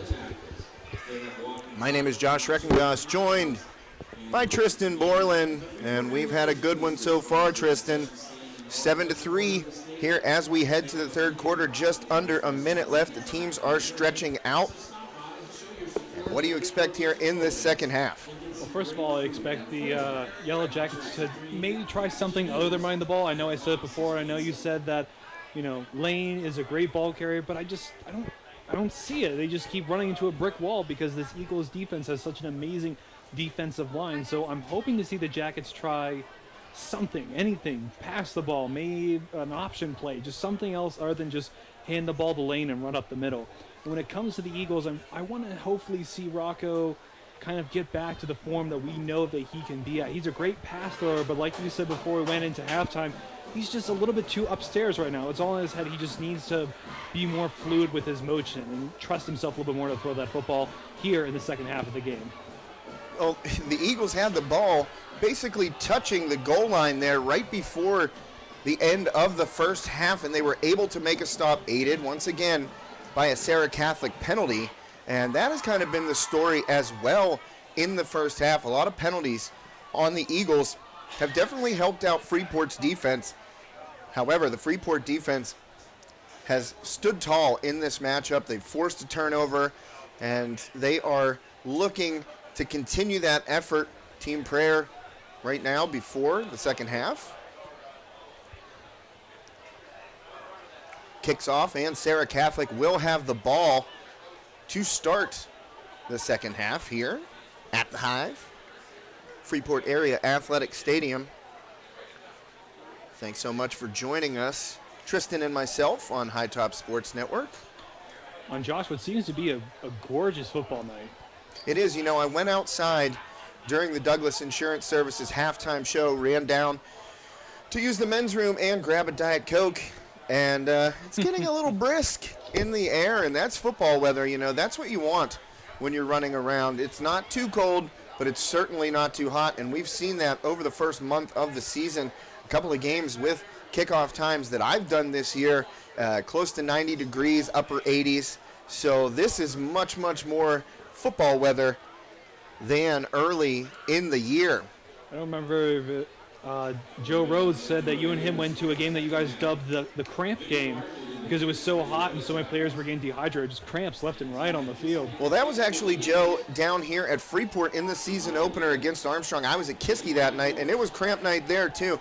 We kind of talked about it, Mark Flem and myself, the play-by-play announcer for HTSN, for Kiski area football, and we kind of talked about it. Hey, we're kind of getting lucky here. These guys haven't cramped up in the first half, and then it seemed like every play was cramps in the second half. Clark kicks it off. Good boot. Clark made a long field goal, 33 yards to put the Jackets on the board. Oh, what a stick! And that's exactly how you want to start the half if you are the Jackets. Number 22, Jackson Reiser, getting in there and laying the wood to a number 11, Javon Campbell-Holt. Hopefully I'm going to see this. We're seeing the feed right now, and hopefully we'll get to see it. I missed it while running the camera, but maybe we'll get a chance to see it. That was quite a stick. Reiser shot the gap right there and made Campbell-Holt pay. So the Eagles will take over first and 10 at their own 20. First possession of the second half. I know, I'm looking for it too. I want to see it again because that was a shot. We got a little bit of a delay on the stream as compared to what's happening live. And you see Reiser come through there and just lay the wood. But Campbell-Holt trying to turn it upfield, gets to the sideline. Good run by Campbell-Holt right at the sticks. Going to be a yard short of a first down. Second down and 1 as the Eagles started out.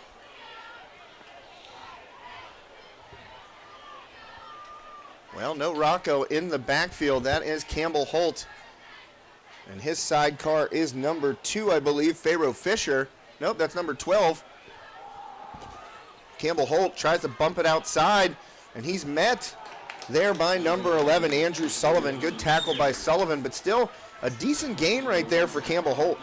And we saw that a little bit in the first half where Holt would just go into that shotgun formation or even a wildcat formation, and he would just kind of take that ball and run with it by himself trying to make a move because he's athletic and very shifty.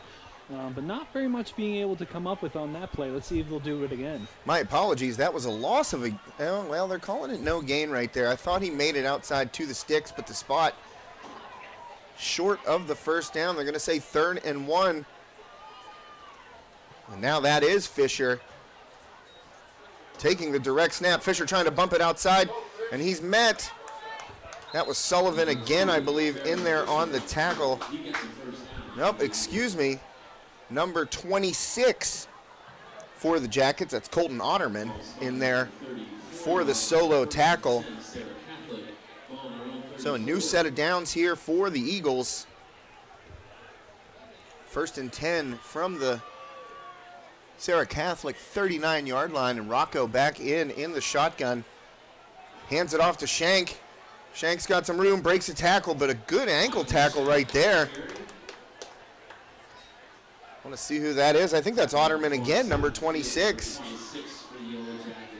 Nope, that's what the announcer says over here, so you have to go with it. In there at the ankles of Shank. Gain of 3. 2nd and 7.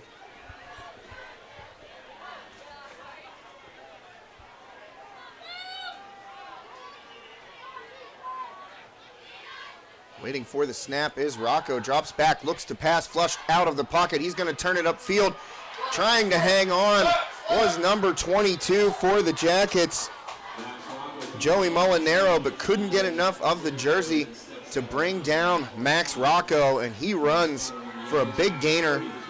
1st down, Serra Catholic. What a huge play there by the athlete Rocco. You know, we've been ripping on him for not being as accurate as we know him to be, but that was quite the sprint there from him. Well, he got flushed out of the pocket right there, saw some open field in front of him, and turned it up and got out of the grasp of Molinaro. Now Rocco will hand off. Cutting it back up is number 8, still on his feet. Paul Pearson, we've called his name a bunch tonight. And that's a 1st down on the 1st down run by Pearson. You could hear one of the coaches saying that that's what he does, and that's what we've been able to see him do all night. He's able to get that ball, pound the rock up the middle, and it doesn't take one Jacket to take him down. It's 2, 3, 4 Jackets that's needed to bring down such a powerful runner. Well, and he cut it upfield right there, too. Good moves. Looked like a little movement at the line of scrimmage. No flag. I think that was Pearson. Oh, there is a flag, and a helmet comes off.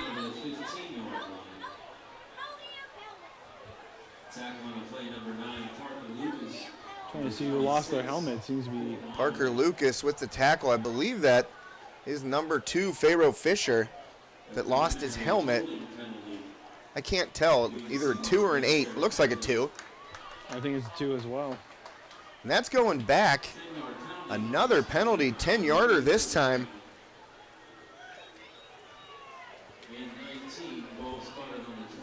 I hope that penalty didn't have anything to do with the loss of the helmet. No, I think it was a hold, actually. All right. 10-yard penalty. So 1st and 20 here for the Eagles. 9:37 left in the 3rd quarter. Rocco takes the snap, looks deep, throws one up. Vinnie Clark doesn't have his head turned, but a catch. That was a catch by Campbell Holt, and they're going to call Clark for pass interference, I believe. Don't know if Campbell Holt got his feet down inbound. That was a catch regardless. That was a heck of a catch. Well, that's the thing whenever you're running step for step with a speed guy. Vinnie Clark didn't get his head around, and that's where the flag came from. I believe it's going to be pass interference. I believe the Jackets are quite making their grievances known to the referee. Well, in real time, I thought that penalty was going against Vinnie Clark, but there's 4 or 5 Jackets over there pleading their case for offensive pass interference, it looks like. That flag came down in the end zone. They're walking it forward, so it will go against Freeport. Freeport catches a break right there, actually. Now believe it's going to be... Penalty would have been against Serra Catholic. No, it was against Freeport for sure because they were facing a 1st and 20. And coach is on the field right now looking for an explanation. Looks like Freeport head coach, I'm not sure if it's John Gaylord. I can't see. I got to wait for him to turn. He's out there on the field. I think he would be the only one allowed to be 10 yards onto the field for the Jackets. And I believe it is Coach Gaylord. The camo hat gives it away. He's clapping at the official like, come on, man, make the right call. But in real time, I thought that was against Vinnie Clark, and that was the call, pass interference. So yeah, but I think that's the right call. Clark didn't have his head around, and that's tough. Like you said, when you have a fast guy like that, you don't want to bring your head around. You don't want to lose him, but I think that was the right call. So just a 10-yard penalty on pass interference in high school football. That good tackle on Weber. That was Garrett King. Way to wrap it up there by Garrett King, only allowing a couple of yards there. It looked like 4, so now should be 3rd down and 1, or 2nd down and 1, excuse me, after the pass interference. And Rocco in the gun. Hands off inside. That's Pearson wrapped up at the ankles. And you can see that as the way that Freeport has been coached up to tackle. Go for the ankles and bring these guys down. Don't let them run. Nice tackle again by Jackson Reiser. Started this possession with a really good shot on the kickoff return. They're going to spot it short, so it is 3rd and inches right now. And we've seen Freeport been able to stop this team on 3rd and very short and 4th and short. Yeah, exactly, and right on the goal line, no less. Ooh, tough there. Well, Freeport jumped right there. Looked like a couple of guys offsides. Take your pick. Parker Lucas was in. Logan Jendruski. Jeez, I want to add an extra syllable to that all the time, and it's bugging me. Yeah, Jendruski was in there, Parker Lucas in there, so that penalty will give Serra Catholic a 1st down at the 5-yard line of Freeport. Clock winding, 8:05 left in this 3rd quarter. Direct snap to Pharaoh Fisher. He's going to find a crack, plow his way, still on his feet, into the end zone for the touchdown. So a strong run there by number 2 for the Eagles, Pharaoh Fisher. And that is exactly what you want to do if you're Serra Catholic. Open this second half with a long touchdown drive. Yeah, exactly. And you have to assume that they're going to run off of that high Serra Catholic is, because now you're in control for the rest of this half if Freeport isn't able to answer back. And they've had a tough time on offense getting anything to start up. Yeah, haven't been able to move the ball very efficiently. And in for the extra point, number 25. That is Ben Del Rosso, the kicker, or Del Rosso, excuse me, the kicker, and he puts the extra point on the board. So 14-3 now. Got a 2-score game. Jackets have to mount an offensive attack on this possession because Serra Catholic able to take 4 minutes and 7 seconds off the board on that touchdown drive. And that was the one thing we commented upon coming into this half.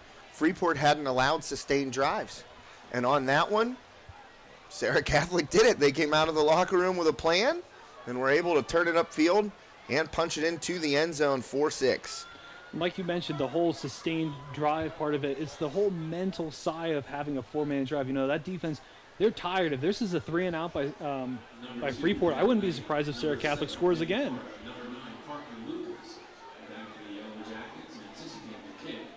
Well, back is Ben Lane, Vinnie Clark, and Cole Charlton are all back. Excuse me, not Cole Charlton. Parker Lucas. So Lane, Lucas, and Clark back deep, waiting for Del Rosso's kick.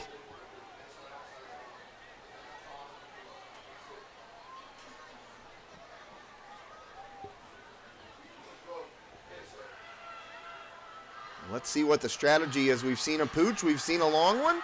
And that is a long one, and Lane's going to camp under it, grab it, look for some blockers, hesitates, waits, tries to get to the sideline, really nowhere to go. Serra Catholic had that closed off nicely, went out of bounds around the 23-yard line.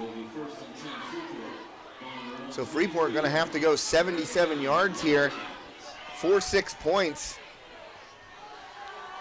And that's tough, but good there by Serra Catholic. You already mentioned before the game started that Lane is one of those guys, if he gets the ball on a kickoff, you got to be really shaking in your boots. So Serra Catholic able to kind of corner him and make him go out of bounds on that play. Yeah, really a good point there, Tristan. Cornered him right on that sideline. He was hesitating, waiting for blocking to get set up, maybe find a lane.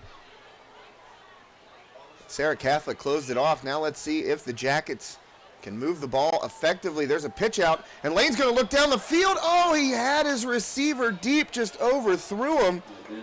That was Brady Stuyvesant, and he was open with several steps on his defender. That play worked. Just Lane unable to connect with Stuyvesant. I was really worried. I was like, oh, it's going to be a, one of those outside run plays, and I had the camera focused on that, and then he started to wind up for a throw, and I went, no, don't do that. Working hard, doing color commentary and camera, Tristan Borland. That's just what I went to school for. That's right. Doing a great job. 2nd and 10 here. Freeport at their own 23. Trying to do something to respond to that touchdown run by Pharaoh Fisher. Opened the scoring in the second half. Made it a 2-score game. I think they just said it's a first down for some reason. I'm not well, quite sure there was a going on. penalty out there somewhere, so didn't see a flag. That's a safe bet, though. King under pressure, looking nowhere to go, wrapped up and brought down by a swarm of Eagles.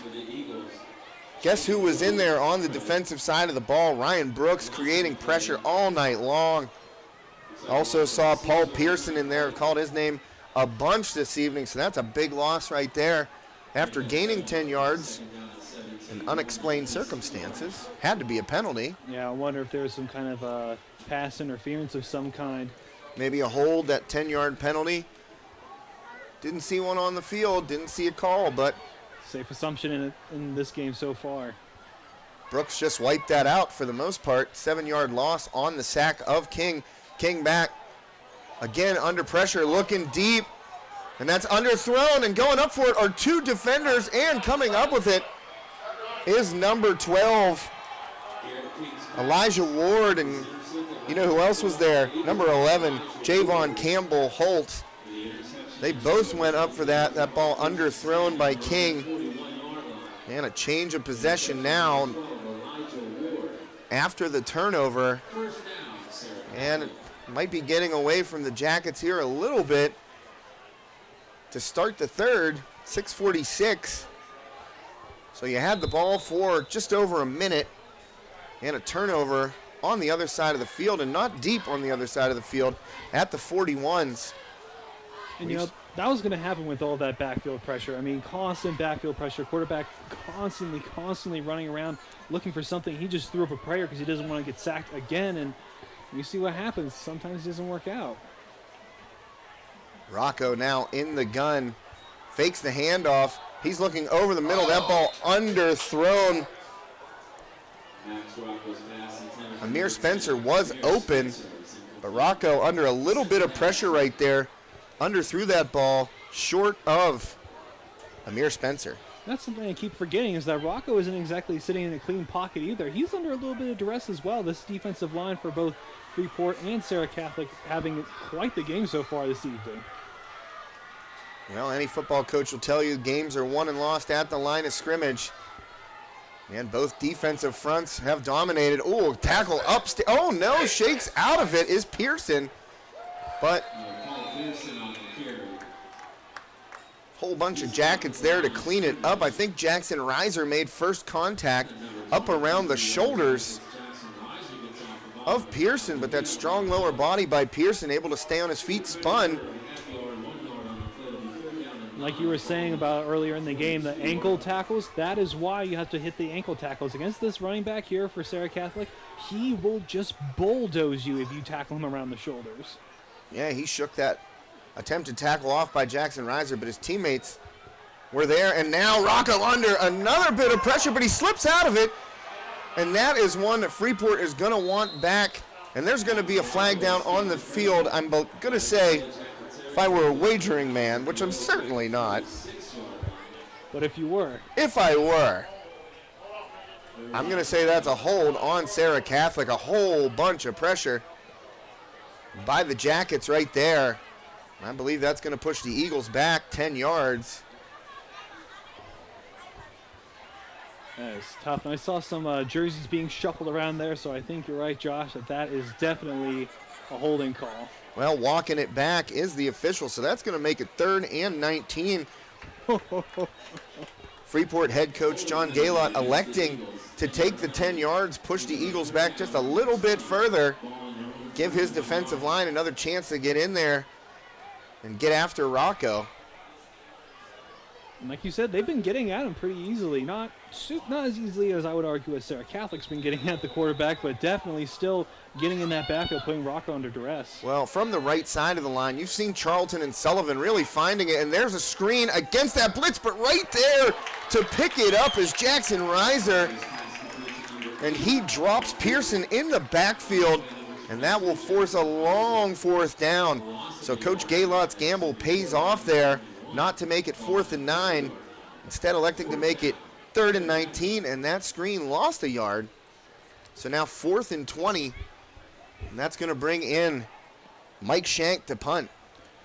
And you also have to think about the field advantage as well. Shank's now kicking from the 25. Shank has a good leg, but I don't know if he'll be able to make up that huge difference in yardage. So another great call there by the head coach for Freeport, being able to see that and make that call. Well, Shank got a great roll on a punt in the first half, and that one, right at the feet. And you don't want to field that if you're Ben Lane, I don't think. Big loss after picking it up. I think he lost like 5 or 6 yards on that run back. Tristan, I'm going to say something we haven't said. There's a flag on the field.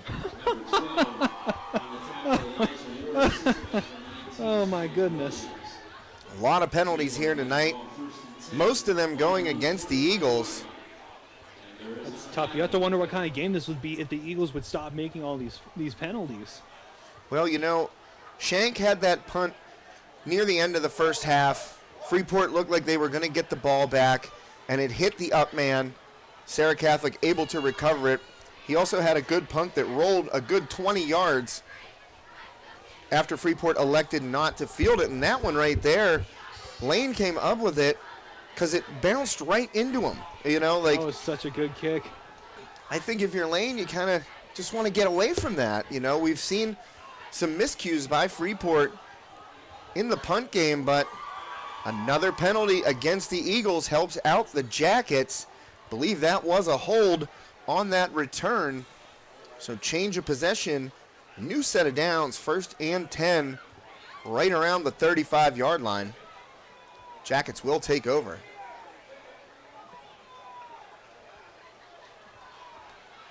I see Freeport arguing the spot of the ball, but I guess not.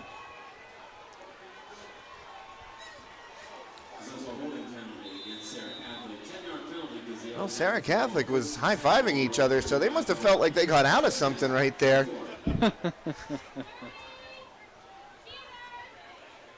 There's definitely been some trash talk. There's definitely been some extracurricular activity at the bottom of piles. You see guys, when you're on the ground, kind of moving around, jostling and stuff like that. And we've seen that tonight all night. Offsides right there by Brooks. No way is that not a flag. Another one. Brooks 2 steps into the backfield before the ball even snapped. We've seen him do that several times tonight. On the first possession, 3 straight encroachment penalties. 2 against Brooks, and that's going to be number 3, I believe. Oh, man. I wish I had a counter going for how many penalties there have been tonight. We have to be at least in double digits at this point. For sure. No doubt about it. I'll bet Serra Catholic's in double digits. So that's going to make it 1st and 5, I do believe. Walking it forward. And encroachment, as we said. Brooks 2 steps into the backfield. I mean, you could see that one from a mile away. So the Jackets helped out again by a couple of penalties here. A hold on the punt, an encroachment by Brooks. And he's shooting the gap, and well, right there, King faked the handoff, or Lane faked the handoff, excuse me, brought down by Pearson.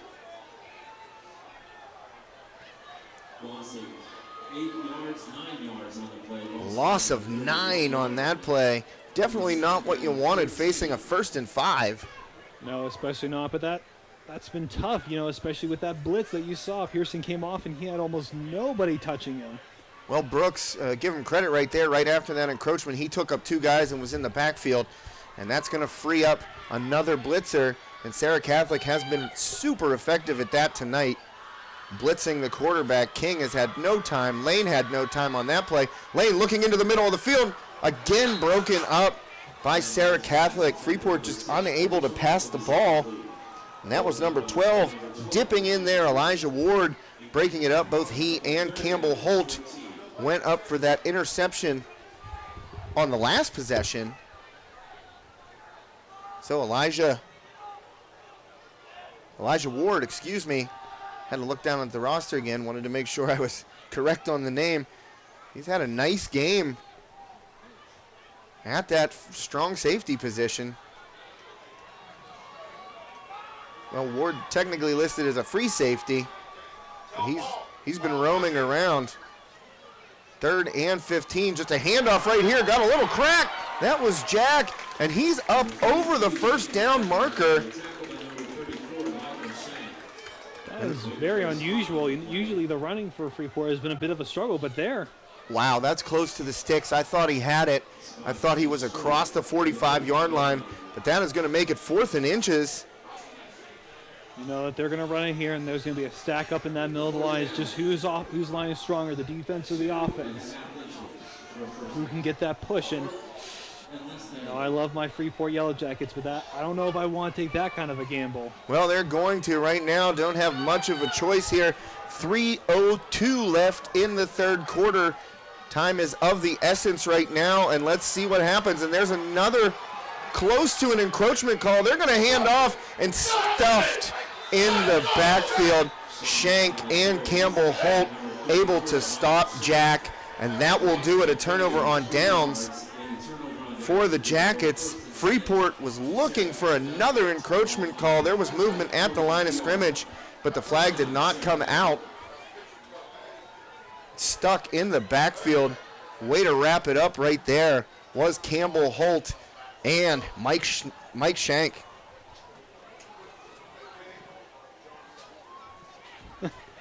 I was going to say, Josh, I know a lot of people on the sideline for Freeport are very upset about the no call, but you know what? You got to put it, this is football. You got to put it past you now. Now it's up to the defense to make that stop. Call or no call, you have to play a good defensive drive here. So 1st and 10 for the Eagles at the Freeport 42-yard line. 14-3, Serra Catholic leads. 2:50 left in the 3rd quarter. Rocco takes the shotgun snap, looking down the field, tosses it up. Again, the Freeport defender does not have his head around. That was Lane. That was Lane against Pharaoh Fisher. And I think Freeport might have gotten away with one right there. Vinnie Clark whistled earlier on a similar play in the end zone. Lane is saying, hey, I had my hands out to catch it over the shoulder, but never turned the head. Yeah. And he didn't make contact. I will give him that. He did, when he saw the ball, he tried to play the ball, and that was a borderline call. Like I said, we saw Clark whistled for something similar in the end zone. So that brings up 2nd and 10 here from the 42 for the Eagles. Rocco, quick throw, finds his man in the middle of the field. That's Weber. Tackled by Jackson Reiser. Parker Lucas also in there, but good enough for a 1st down. don't know if you saw it, Josh. I don't remember if it was Lucas or Reiser, but somebody was holding on to up here around the shoulder pads, and he was just being dragged across the field. That's what I was saying. You've got to get the ankles against this Serra Catholic. So Rocco now looking to the sideline, trying to get some guidance on this play. Don't know if he's changing it right now. Kind of looks like he is, maybe audibling something. Rocco takes the shotgun snap. Again, pressure by Freeport, and that ball's going to be underthrown. Rocco on the turf. Getting in there to lay the hit was Andrew Sullivan.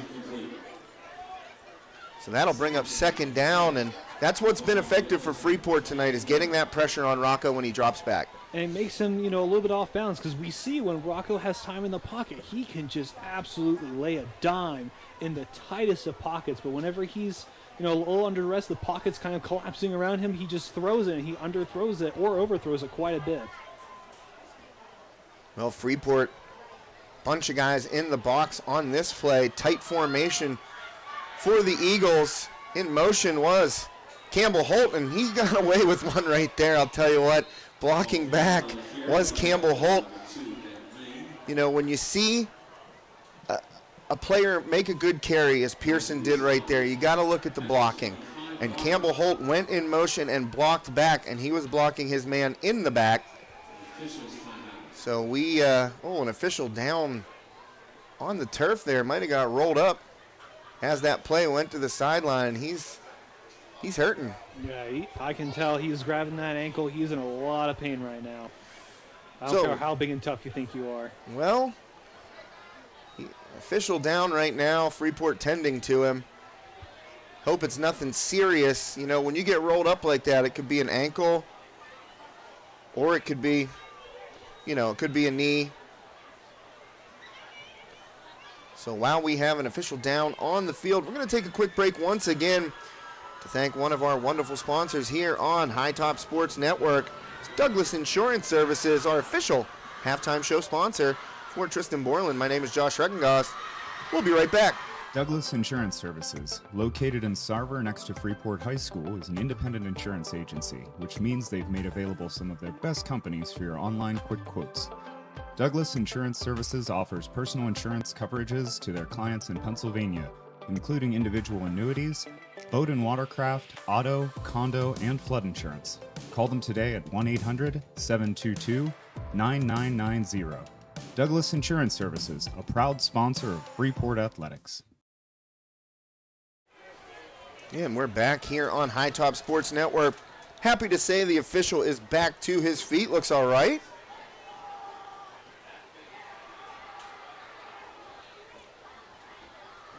Conversing with a couple of Freeport players. And as I said prior to us noticing the official go down, Campbell got away with one. In motion, blocks back on the D end, and he blocked the man in the back. And that's why you saw Campbell Holt going like this, saying, oh, I didn't touch him, but got away with one right there. Some coaches preach to not do that, because then the referee goes, well, what were you doing then? Why did you put your hands up like that? So most coaches go, listen, if you get that block in the back, if you get that cutback block, don't do anything. Just get up and just act like nothing happened. Yeah, put your hands up. Act normal. I think that's what we're talking about a little bit on the field right now. Coach Gaylott out there. Oh, no, Coach Gaylott at the sideline, another one of the Freeport assistant coaches looking for an explanation. And the official, you can see right there, is saying Campbell Holt was going like this. But that, like I said, that makes you go, well, why were you putting your hands up? But like you said, you know what, he got away with one there, and if you're the defense, listen, they missed a call, whatever. Now what you need is step it up. Well, that'll bring up 3rd and 7. This is a critical play for the Jackets. Pearson limited to just 3 yards on that last carry. 3rd and 7 from the Freeport 25. 1:46 to go, and the official is actually heading to the sideline. So it looks like he is out of this game. Poor guy, I hope he gets better. And going with 3 right now is this officiating crew, and that's tough, you know. You don't want to see a sideline go unchecked. That's what's happening right now. No, I think I see the fourth one down there near Freeport, and then there's the... Well, a little out there to Campbell Holt and hit immediately by Ben Lane. And Rocco gets up a little bit slow. Sorry, going with 4. You're right, Tristan. I don't know. He must have had a backup somewhere because I see 1, 2, 3, 4. Yeah, going with 4 here. Well, as long as everybody's okay, it's 4th and 4. After that pass was eaten up by Ben Lane, and we're going to get a long field goal attempt here. This is about a 39-yarder, Tristan, not a gimme, that's for sure. Del Rosa way short on that one. So that's going to give Freeport the ball in decent field position with just 42 seconds left here in this third quarter. Going to try and get some score updates for you. Hampton 17-0 over Highlands right now at the half. Plum 19-0 over Mars. Wow. Also at the half. I'm going to try and find our other games here on High Top Sports Network. Kiski area homecoming tonight. Still scoreless there in Vandergrift. Waiting to see the Armstrong score when it comes up here, and I will pass that along. 21-0, third quarter just underway in scenic Manor Township, Pennsylvania. Wow. Freeport, empty backfield. Lane trying to find something, and he goes nowhere again. That is Pearson. And Weber was also in there on the tackle. Ben Lane on the carry, tackle by number 8, Paul Pearson. Assisted by number 5, Ryan Brooks. No gain on the play. He's second down and 10. Ball on the 20-yard line. Second down and 10, ball at the 20-yard line. No gain there on that carry for Lane. No, I think we're just going to go right into the fourth quarter here. And that is the last play of the third quarter. Freeport got to do something here, down 11 points, just 12 minutes left in this one, Tristan. Well, at least in regulation, a touchdown, a 2-point conversion, and a field goal would tie it. But that would entail the Jackets being able to move the ball, something that they did not do in the third quarter, and they've had a hard time doing all night. Yeah, they've struggled, small dinks and dunks here and there. I would argue that the majority, at least 60% of the yards that the Jackets have had so far this game were off of penalties. As we've said, it's been hard for the Eagles. I can only imagine what kind of a game this would be if Serra Catholic wouldn't be having so many penalties, if they were a little bit more upstairs in this game so far. But maybe the Jackets will surprise us. Maybe this fourth quarter is what they need to kind of wake up and awaken the beast, I believe is what the youngsters say. Well, I'm not sure if the Armstrong game is actually over. They were up 21-0 at the half, and a couple of scores would have given them the running clock. And as of 11 minutes ago, Kiski area now leads West Allegheny 7-0. Courtesy of a Brock Wilkins 40-yard touchdown scamper for the first points of the game. That doesn't surprise me. Wilkins is quite the athlete. Oh, he's a beast. They call him the Manster. Half man, half monster. That's what Coach Albert told me. That's so awesome. So the Manster, Brock Wilkins, touchdown run for Kiski as they look to remain undefeated. Lane with the handoff right there, Jack. Going nowhere. On 2nd and 10. Yeah, the Manster. How would you like to have that nickname? That would be the best nickname in the world.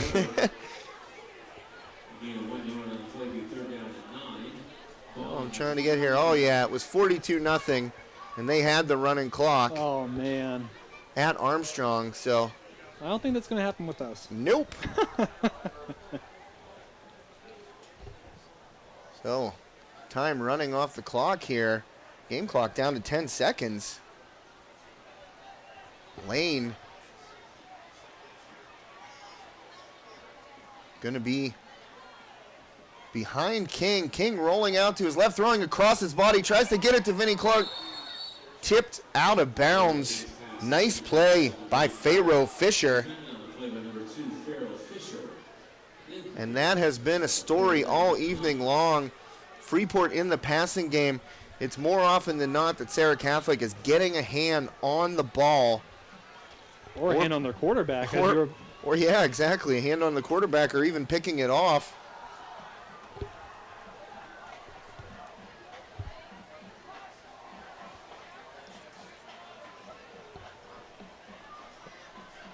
And here we go, 4th and 10. From the 20-yard line, a punt by Clark. Got a decent Freeport bounce there. Ooh, nearly fielded. And they're going to are they going to say he touched it?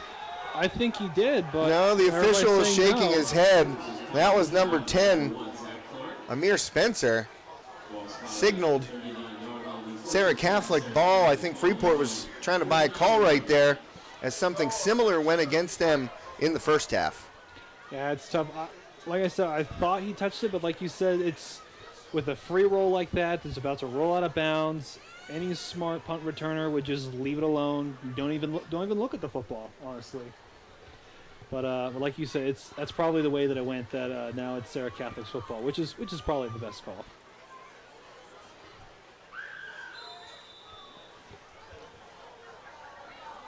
Well, maybe not the best if you're a Freeport fan, but definitely the correct call. Well, we have a final from Kiski area, 7-0 in a grinder, I'm sure. Into the backfield, and another nice play in the backfield by Andrew Sullivan as he shot the gap and brought down Pearson. Finding team, so that score line does not surprise me.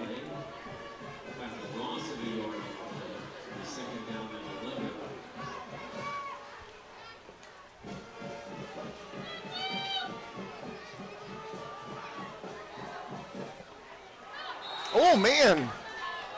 Sullivan again, or excuse me, Jackson Reiser there again. Both he and Sullivan have been making plays all over the defensive side of the ball all night. Knocks that one away from Fisher. 3rd and 11. Reiser seems to be all over the field, and that's not surprising. I have mentioned here in my pregame notes that Reiser is the backbone of this defense, leading the defense in tackles so far this season with 32 total. Well, he's added a few more to that tally this evening. Oh, easily. We got Rocco in the shotgun. And low snap. Rocco under some pressure, flushed out again. Reiser trying to chase him down at the sideline. Oh, man. That's where it gets dicey over there. You don't want to hit him if he's running out of bounds, but you know he's trying to get to the sticks. Sometimes you'll get a nasty collision on that sideline, but looked like it was clean. A couple yards short was Rocco. So interesting call here for Serra Catholic head coach Jose Regas. Will he try to put this one away with a first down? Well, not put it away. I mean, there's 10 minutes left, but try and put a real crimp in Freeport's plans. And I think we have an injury on the Serra Catholic sideline. Eagles have hit a knee. I don't know if it was Rocco as he slid out of bounds. Might have got tangled up in those chains. You see that sometime. And he did hit that stick, so you have to worry about that as well. Those sticks are heavy. Yeah, and I mean, you can catch one in the, underneath your shoulder pads, in the stomach or in the ribs. It's a dangerous area over there, especially when you're running full speed and you're more than likely going to get pushed. Yeah. And these are some fast kids, don't get me wrong. Running that full speed through those to those chains, that hurts for anyone. 4th and 2. 10 minutes, 11 seconds left. Freeport needs a stand right now. Looks like Shank is back to punt. So Serra Catholic opting to maybe kick it and say, you're going to have to go 80 yards here to get a touchdown. And the Jackets have been unable to sustain much offense this evening. Let's see what they do here.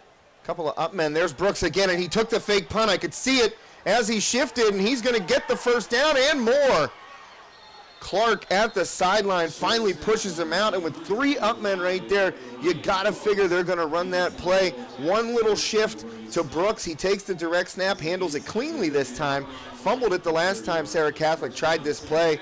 Hits the sideline for a big gainer down to the Freeport 30, and that is a backbreaker. Absolutely, and for Freeport, if you're that defense, you have to be gassed. You know, you got excited, you made that big old play for that 4th down, and now you got to go back out there and try to do it again. Well, Freeport's going to need to force a turnover right here. That is, you know, you can't give Serra Catholic 4 downs the way that they're moving the ball, and a good tackle in the backfield. Able to stand Brooks up was the Freeport defense. Call his number again, number 22, Jackson Reiser in the backfield. Zach Clark with the assist on that tackle. Reiser, first contact, main contact. Able to stand Brooks up and stop him. That is going to be a loss on the play of 5. And a handoff to Campbell. Holt tries that stiff arm again, but Freeport is there, ready for it. Reiser in again on the tackle. Sullivan there as well. Looking for that number, as well as Cole Charlton. So running to that left side hasn't really been successful for Serra Catholic tonight. Yeah, it's tough, and especially because, like you mentioned, how Freeport was kind of getting into a rhythm with Serra Catholic. Freeport now knows that Serra Catholic doesn't want to run up the middle against them. They want to run to the outside and use their speed to really hurt them. But Freeport knows that that's not going to work anymore. So the Eagles take a timeout here with 8:53 remaining in the 4th quarter. Jackets need to stop and need to hit a big play on offense or force a defensive turnover and turn that into points possibly. Freeport's D has played extremely well tonight, holding the Eagles to just 14 points. This team came in averaging 37.5 points per game. So the defense has been up to the task. It has just been too hard for the offense to move the ball. Especially against the Serra Catholic defense. We mentioned earlier that the most that any team has scored against Serra Catholic this season is 14. Yeah. That's crazy to think about. And, you know, the Jackets having 3 on the board, I mean, you got to at least give them that. Yeah, 3 on the board, but still below the average that the Eagles are giving up. Only 8 points per game. 32 points on the season in 4 games. And holding Freeport to 3 so far in this one through 3+ quarters. So big 3rd down here and long. Rocco in the shotgun beside him. And it seems like an audible out there, changing a route. Well, they might give the direct snap here to Pearson. We'll see. Rocco takes the snap, fakes the handoff, looking down the field, low throw, and he is hit once again. Oh, he's grabbing his calf there. I think that was big Cole Charlton getting in there once again, providing the pressure, forcing that incompletion, not giving Rocco any time to throw. 4th and 13. So Rocco's okay. I saw him walking out there grabbing his calf, may have had a cramp or something like that. I mean, he's been playing his heart out here, so that wouldn't surprise me if his muscles are starting to kind of feel the pressure a little bit. Well, if you're Freeport, you have to be aware of that direct snap to Brooks. Goes past him to Shank. Takes his time trying to direct it towards his coverage man, and that's going to be absolutely perfect. Down right there by number 12, Elijah Ward at the 5. So Freeport going to have to go 95 yards for a touchdown. And are still going to need to convert a 2-point and a field goal to tie this one back up. Just 8:37 remaining in regulation. Well, I hope that Freeport faithful believe in miracles, because they're going to need one to kind of climb back in this one. Stranger things have happened on a football field, my friend. Exactly. That's why I said it can happen, but it would be quite a miracle. You could hit one big play down the sideline right here to Ben Lane. And that's the kid that could do it, definitely. Ben Lane would be the one to do it. Lane not going to do it on this play, coming off the field. And they're going to get an illegal substitution, I think, for that. Ooh.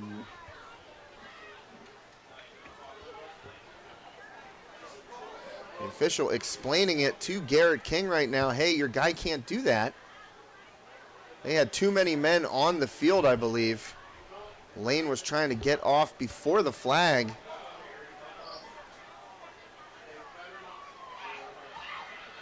That's what we have. Illegal substitution against Freeport. Participation penalty against the Yellowjackets. Half the distance to the goal. Takes the ball back to the 2.5-yard line. The first down and 12.5. First down and 12.5 here. Half the distance to the goal. Can't put 12.5 on the down and distance.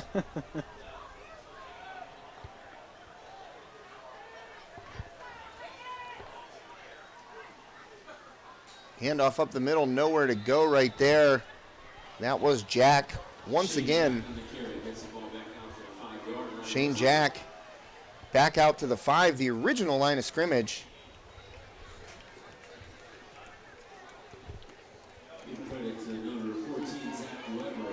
Zach Weber, another tackle. Called his name a bunch tonight, Tristan. He has played excellent on the defensive side of the ball. Some would say that whole Serra Catholic defense has been excellent. I mean, only 3 points on the board in that backfield. They've just been living back there. They should probably start paying rent for how often they've been in that backfield.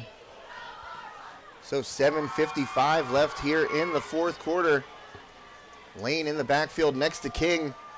Quick handoff to Lane. He goes nowhere. Oh, no, they're going to say that was Shane Jack on the carry. I thought that handoff went to Lane. The tackle on the play, number 34, Michael Shank. Loss of 2 on the play. Michael Shank getting in there for the tackle.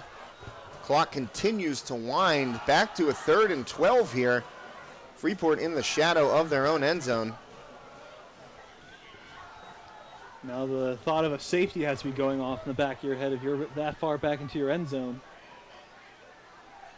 King going to try and draw them off sides with a quick count. King tries to get up the middle right there, spins, gets across the 5, but that's going to be 4th down.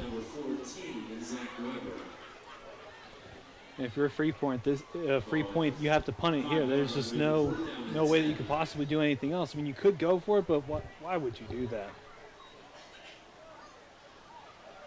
Well, let's see if Coach John Gaylott has a possible trick play up his sleeve on the punt. I mean, it's dangerous gamble to run it in this particular area of the field. Clark gonna boot it. It's almost blocked. Son, it got out of there. I was gonna say son of a gun, barely. Down in the back of the end zone is number 12, Elijah Ward. He almost got in there. I think Clark, his follow-through might have kicked him in the solar plexus. I think there's a penalty. Yeah, 15-yard penalty. Well, they're gonna Should be the Yellowjackets a first down. they're gonna call roughing the kicker right here. Ward came flying in. They've almost blocked Clark a couple of times tonight. New set of downs for the Jackets. Very lucky break there for the Jackets there. Yeah, well, he certainly made contact with Clark. I just saw it on the stream. So good penalty call there by the officials. Gives Freeport a first down, a little bit of new life here for the Jackets. See if they can somehow find a way to crack this Serra Catholic D. And King under pressure once again. Pushes forward, but he's being contacted the second he gets the ball. Yeah, and that's tough. How can you make any reads or anything like that if if the defense is right on top of you immediately? 6:05 left here in regulation. That was the gain of just a yard for Garrett King. 2nd and 9 upcoming from the Freeport 21. There's just too much speed on this Serra Catholic defense. Brooks in the middle, standing up. He pushes through the line. King with a quick out, finds Reiser. Gonna get across the first down marker. So maybe that's what you need to do. King might be coming off the field here. They're just gonna come over and get the play from coach. First down, Freeport.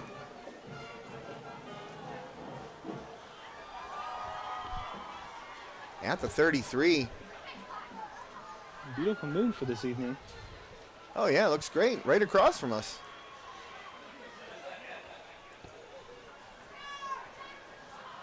So now rolling toward 5 minutes left in regulation. Gonna have to find something quicker. King tries to throw an out toward the sideline. Intended receiver was number 5, Brady Stuyvesant. And they are trying those quick passes to maybe free up a little bit of space.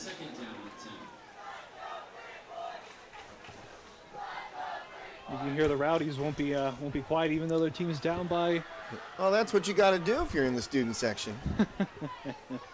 You cheer until the final whistle. Exactly.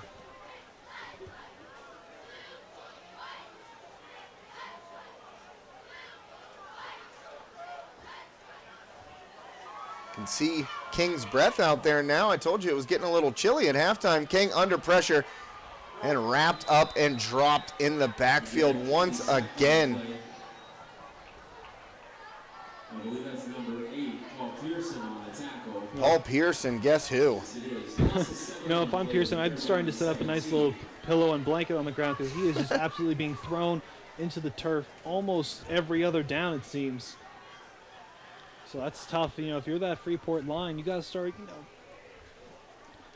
getting that fire inside of you. Like, come on, guys. Our guy's getting slaughtered back there. Well, I'm sure they have the fire. It's just sometimes speed quenches that fire.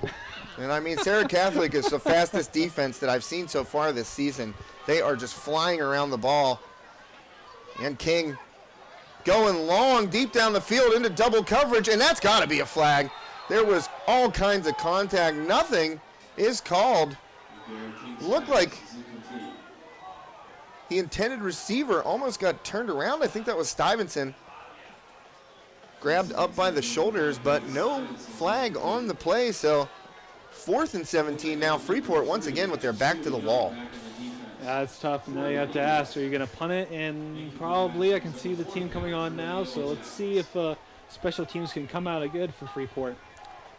Well, a roughing the punter call on the last punt attempt extended this drive a little bit, but unable to do anything with that new set of downs, 4th and 17. And they are just laying off, not even trying to block Vinnie Clark. That punt sky high. And takes a Freeport roll. That's a good Freeport roll. That's going to roll right to the 25-yard line.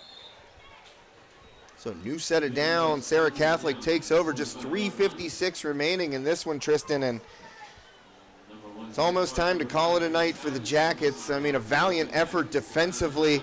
Just unable to do anything when they had the ball. This Serra Catholic D is for real. And like you said, they are speed kills in this game. And Serra Catholic's defense has the speed to be the most lethal defense that we've probably seen so far this season, that we might see all season. I mean, that's definitely a question. It just seems impossible to go down the field against them. Freeport is seemingly always double covered whenever they're trying to take a deep shot. And then when they run the ball, boom, there are 3 Eagles right there in front of your face before you even hit the line of scrimmage. That's a good point. Well, Max Rocco's still in the game. Came off limping on the last possession, but seems to be all right. Handoff inside. Going to find some space right there is Pearson. He has been a load tonight. Really tough to take down. Looked like about a gain of 8.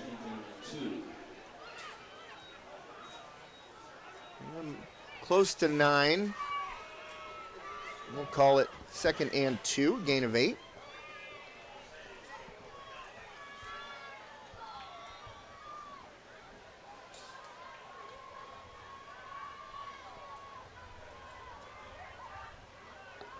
And Serra Catholic in no hurry, nor should they be, taking up the entire play clock here before snapping the ball. 2-1 got the snap off in time.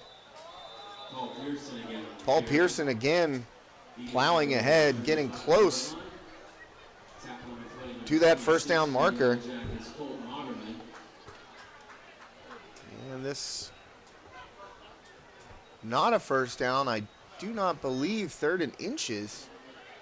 Sticks haven't moved.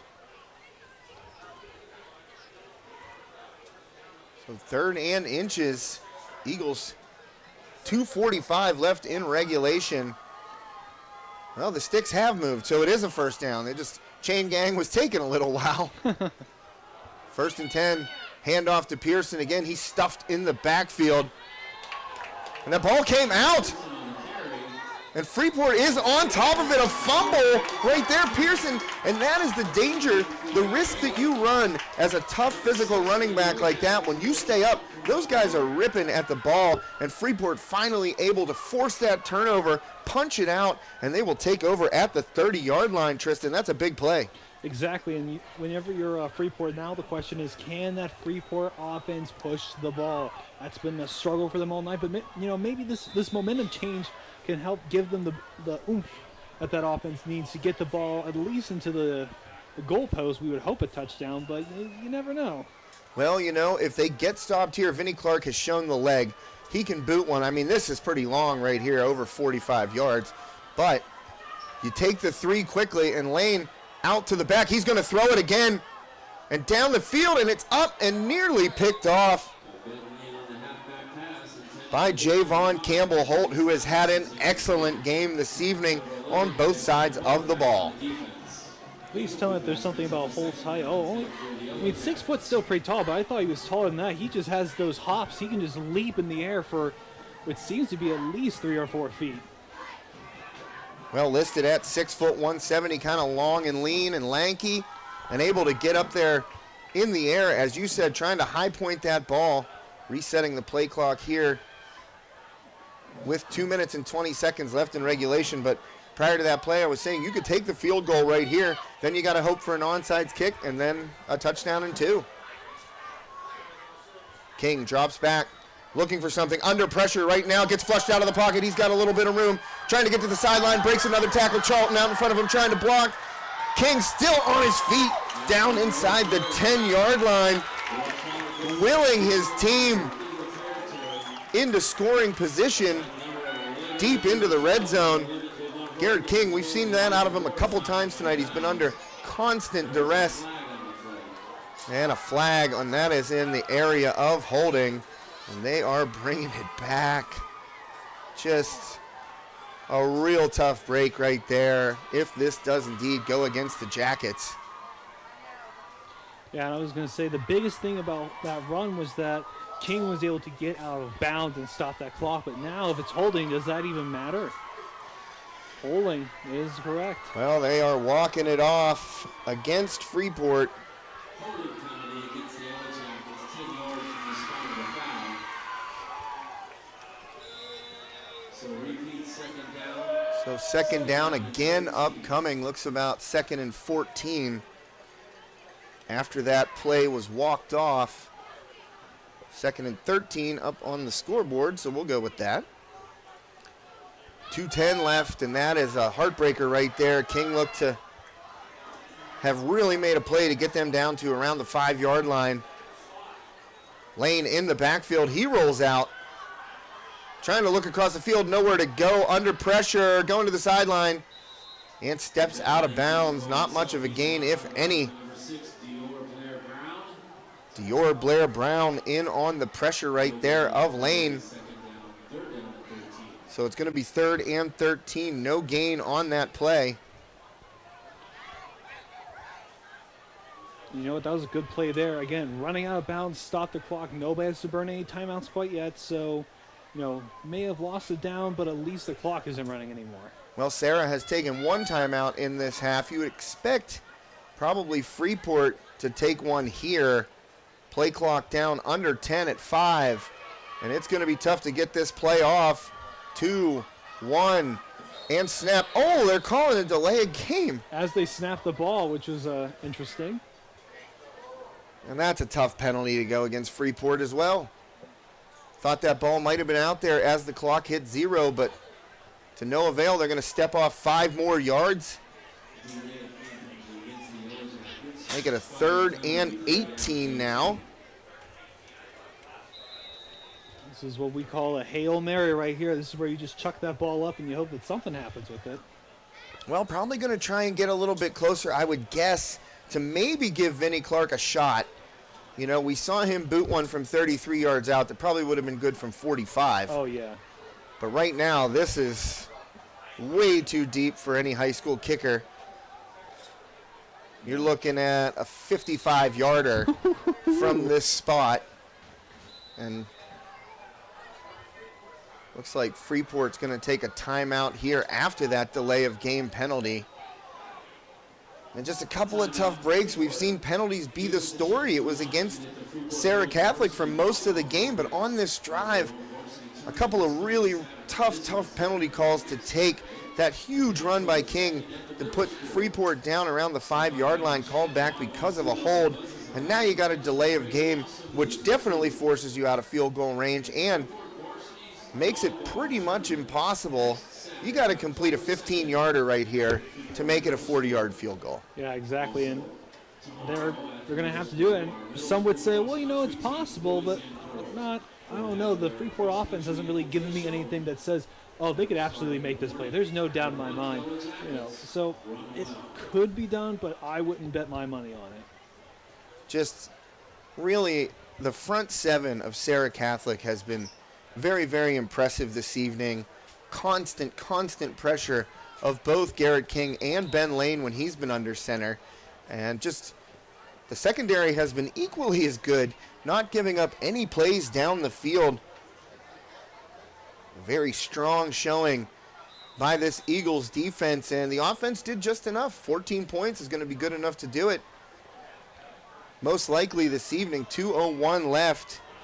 Freeport taking their first timeout, so both teams with 2 timeouts remaining. Play clock at 10. 3rd and 18. King drops back, again under pressure, flushed out of the pocket. He's going to throw on the run and unable to complete that pass to, I believe that's Brady Stuyvesant. And that would have been actually a really, really good play. I think that's what Coach Gallant was looking for. Get it to about the 22-23 and then give Vinnie Clark a chance to boot a 40-yarder, try for the onside kick, and, you know, maybe something wild happens. Just a little bit low and behind Stuyvesant. And, I mean, what can you do if you're King right there, pressured out of the pocket once again, having to throw on the run? That's tough for anybody to do. Yeah, especially with that Eagles defense all around you. I know I couldn't make that throw. Well, they're playing a big-time prevent back here. And you got Ward. Oh, Vinnie Clark! I think he comes. Oh, he does not come down with it. He got both hands on the ball. That would have been a first down. But unable to haul it in was Vinnie Clark. And once again, Javon Campbell Holt right there. And he's telling the Freeport bench, hey, I knocked that ball away. Yeah, exactly. You know what? You got to give it to Freeport here, only having Serra Catholic have 14 points so far tonight. But that's all, you know, if I'm Freeport, that's all I can really take away from this game. Yeah, it's been a tough one for the Jackets tonight. Trouble moving the ball, a couple of really costly penalties, a couple of turnovers. I mean, things, you know, mistakes that you can't make against a team this good. And, you know, the reason they are this good is because they force opponents into mistakes. Mm-hmm. But don't give the Eagles too much credit. They've had some mistakes too as well, which I'm sure they will be addressing throughout the week of practice, because this is a team that's too good to be making kind of mental errors like that. Well, second timeout, I almost said first timeout, but second timeout used here by Freeport after that stop of Javon Campbell Holt.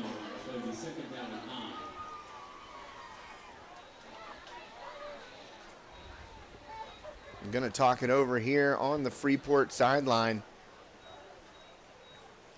Fans are starting to hit the exits. 1:35 left in this one.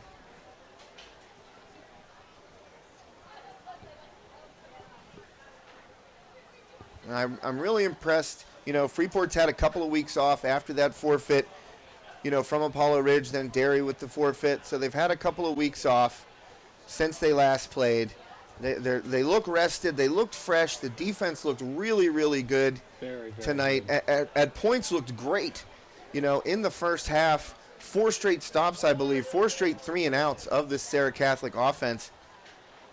And even that goal line sandwich we talked about earlier Huge. was absolutely amazing, but the offense just didn't have enough to complement that defense. They remind me of my unfortunately heartbroken Pittsburgh Steelers, which have one of the best defenses you could possibly ask for, but that offense just isn't quite there yet. So hopefully Freeport will be able to address that in practices coming up this week. Well, Campbell Holt used that stiff arm again, and he goes to it. He can really time that stiff arm to get a guy's helmet and just push him down into the turf. Campbell Holt going to pick up the first down. And that will move the chains.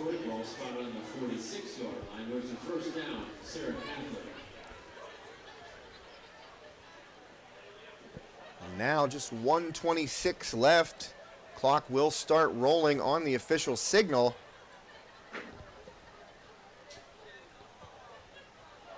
Rocco, low snap right there, hands it off to Campbell Holt. He's immediately wrapped up in the backfield by number 1. That is Zach Clark. And number 53 for the Jackets, that is Aiden Lindsay. So they both got in there, and Freeport takes their final timeout with 1:18 left in regulation.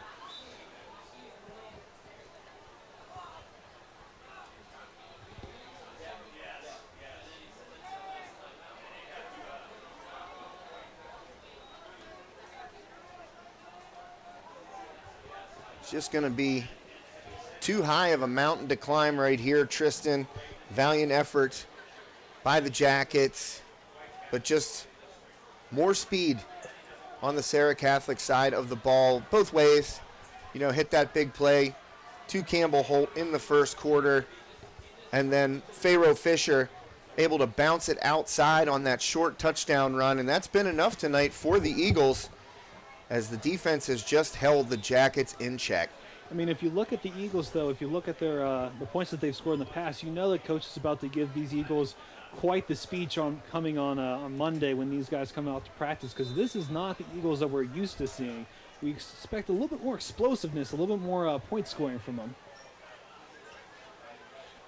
Well, Rocco taking the snap, handoff to Campbell Holt, looking to go outside, cuts it back inside, goes through couple of guys here, still on his feet, and finally knocked out of bounds by Andrew Sullivan.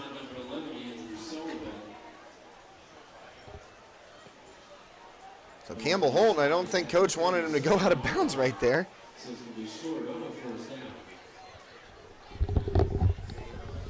They say short of the first down here.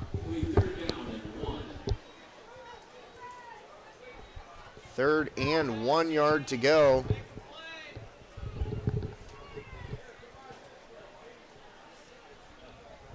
Clock rolling clock not rolling yet, because Campbell Holt stepped out of bounds. Just 4 seconds left. 2, 1. Rocco gets the snap. Campbell Holt bouncing, tries to get outside, stays up enough to get past the first down marker. Jackson Reiser, again, would love to see his tackle numbers for the night. He's been in on a ton of plays for this Freeport defense. That's why I have him down on my notes as being the backbone of this defense. He seems to be absolutely everywhere. Well, Reiser has played a great game. I think Sullivan has really played well.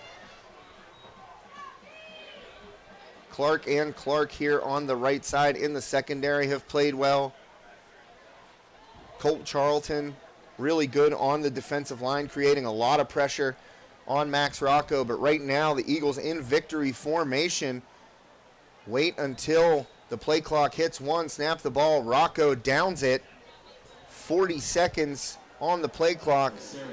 Just 33, so a 3-second difference here as the play clock started rolling.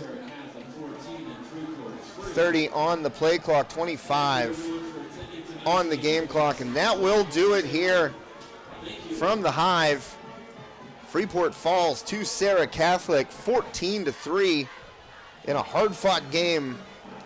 You know, there's a lot of positives you can take out of this if you are Freeport. Serra Catholic, you know, did not play their best game, especially, you know, in terms of penalties. They made a boatload of mistakes tonight, a lot of flags on the field, but good enough to come away with the victory. That's what good teams do. And you know what? Another thing that you have to do if you're Freeport, you also have to remember that, you know, you have the defense. The defense is there. Now your offense just needs to click a little bit more. They seem to struggle whenever it came to running the ball and sometimes passing the ball. The quarterback was running for his life. So maybe some offensive drills for this coming week if you're Freeport. But besides that, like you said, their defense, it is there. It is probably one of the better parts of this team. Apart from special teams, Freeport special teams also really stepped it up tonight. Indeed, they did, Tristan, and to update our scores on this evening's other games on High Top Sports Network, the Armstrong Riverhawks back on the winning track with a 42-0 shutout of the Knock Knights. Riverhawks putting up big points, 21 in each half, en route to the victory, and a real grinder at Kiski area. Cavaliers come away with a 7-0 win over West Allegheny. The big play in that one, a 40-yard touchdown run for the only points of the game. Right there was the winning play from Brock Wilkins. And like you said, the what was it, the Manimal or the Manster? Half man, half monster. I'm gonna have to remember that. Well, Brock Wilkins also plays both sides of the ball. A lot of those guys at Kiski do. You know, for a 5A school, they don't have the similar numbers to some Connellsvilles or some bigger schools like that. But Coach Sam Albert has really used, he said to me prior to the season, look, my first 11 on both sides of the ball are really good. Now, what we fear is the injury bug. The depth is what we don't have. Mm-hmm. So they've been able to stay healthy so far, and you can see it with that 5-0 record. Yeah, exactly. And I was going to say, same thing must be for Serra Catholic. I don't know about their depth problems, but there's a reason why they're 5-0 is because their 11 on both sides of the ball are really, really good. Well, they were without their leading rusher tonight, Makai Brooks Detrell, and they didn't need him. No, definitely not. Javon Campbell-Holt had a big game, and he played excellent on both sides of the ball, able to make a big play through the air, was good when he ran the ball, excellent in coverage. That young man has a bright future ahead of him on the gridiron, 6', 170 senior, Javon Campbell-Holt. Interested to see if he's looking forward to continuing his football career in college and where he might end up. But I believe he was one of the most impressive players on the field tonight, to go along with Paul Pearson, who played extremely well in the run game, extremely well on the defensive line. You know, he's listed as an outside linebacker, but he was lining up on the line of scrimmage quite a bit. He impressed me tonight, as did Ryan Brooks. Aside from the encroachment penalties early on against Brooks and then one later, he played great. He was in the backfield all night. Garrett King did not have a second to think, let alone get back and read and throw. I was going to say, if he's looking for schools, I know my alma mater is always looking for some nice coverage players as well. But like you said, this defense for Serra Catholic, I would argue rivaled to almost none that we have seen so far, and possibly that we'll see all season. Well, you know, they came up here to play Freeport, a 3A team. They are a 2A team, and they took care of business tonight on the road against a 3A squad, 14-3 victors over the Freeport Yellowjackets. And that's just going to be about it for Tristan Borland and myself. I see the lights going off all through the press box. Tristan, we're the only ones with the lights still on, so maybe we should shut the lights out right now, as the lights will probably shut off here at the stadium shortly. Teams are Serra Catholic over on their sideline, talking it over. Freeport going over to the band as the band plays the alma mater, helmets up. Nice tradition here at Freeport. You like to see that in high school football and college football as well. You'll see teams go over, raise their helmets, win or loss. You get the alma mater after the game. So Jackets about to leave the field right now, and we are about to leave the air. Thanks so much for joining us on High Top Sports Network. Make sure you pay attention to our schedule next week. We've got high school hockey, the Steve Bryan Memorial Tournament at the Belmont Complex. We will be broadcasting it. We got some volleyball and, of course, Friday Night Lights. Can't wait. So excited. Thanks so much for joining me, Tristan Borland, and thanks so much to all of you out there who tuned in this evening. We will see you next time. Stay safe and be well.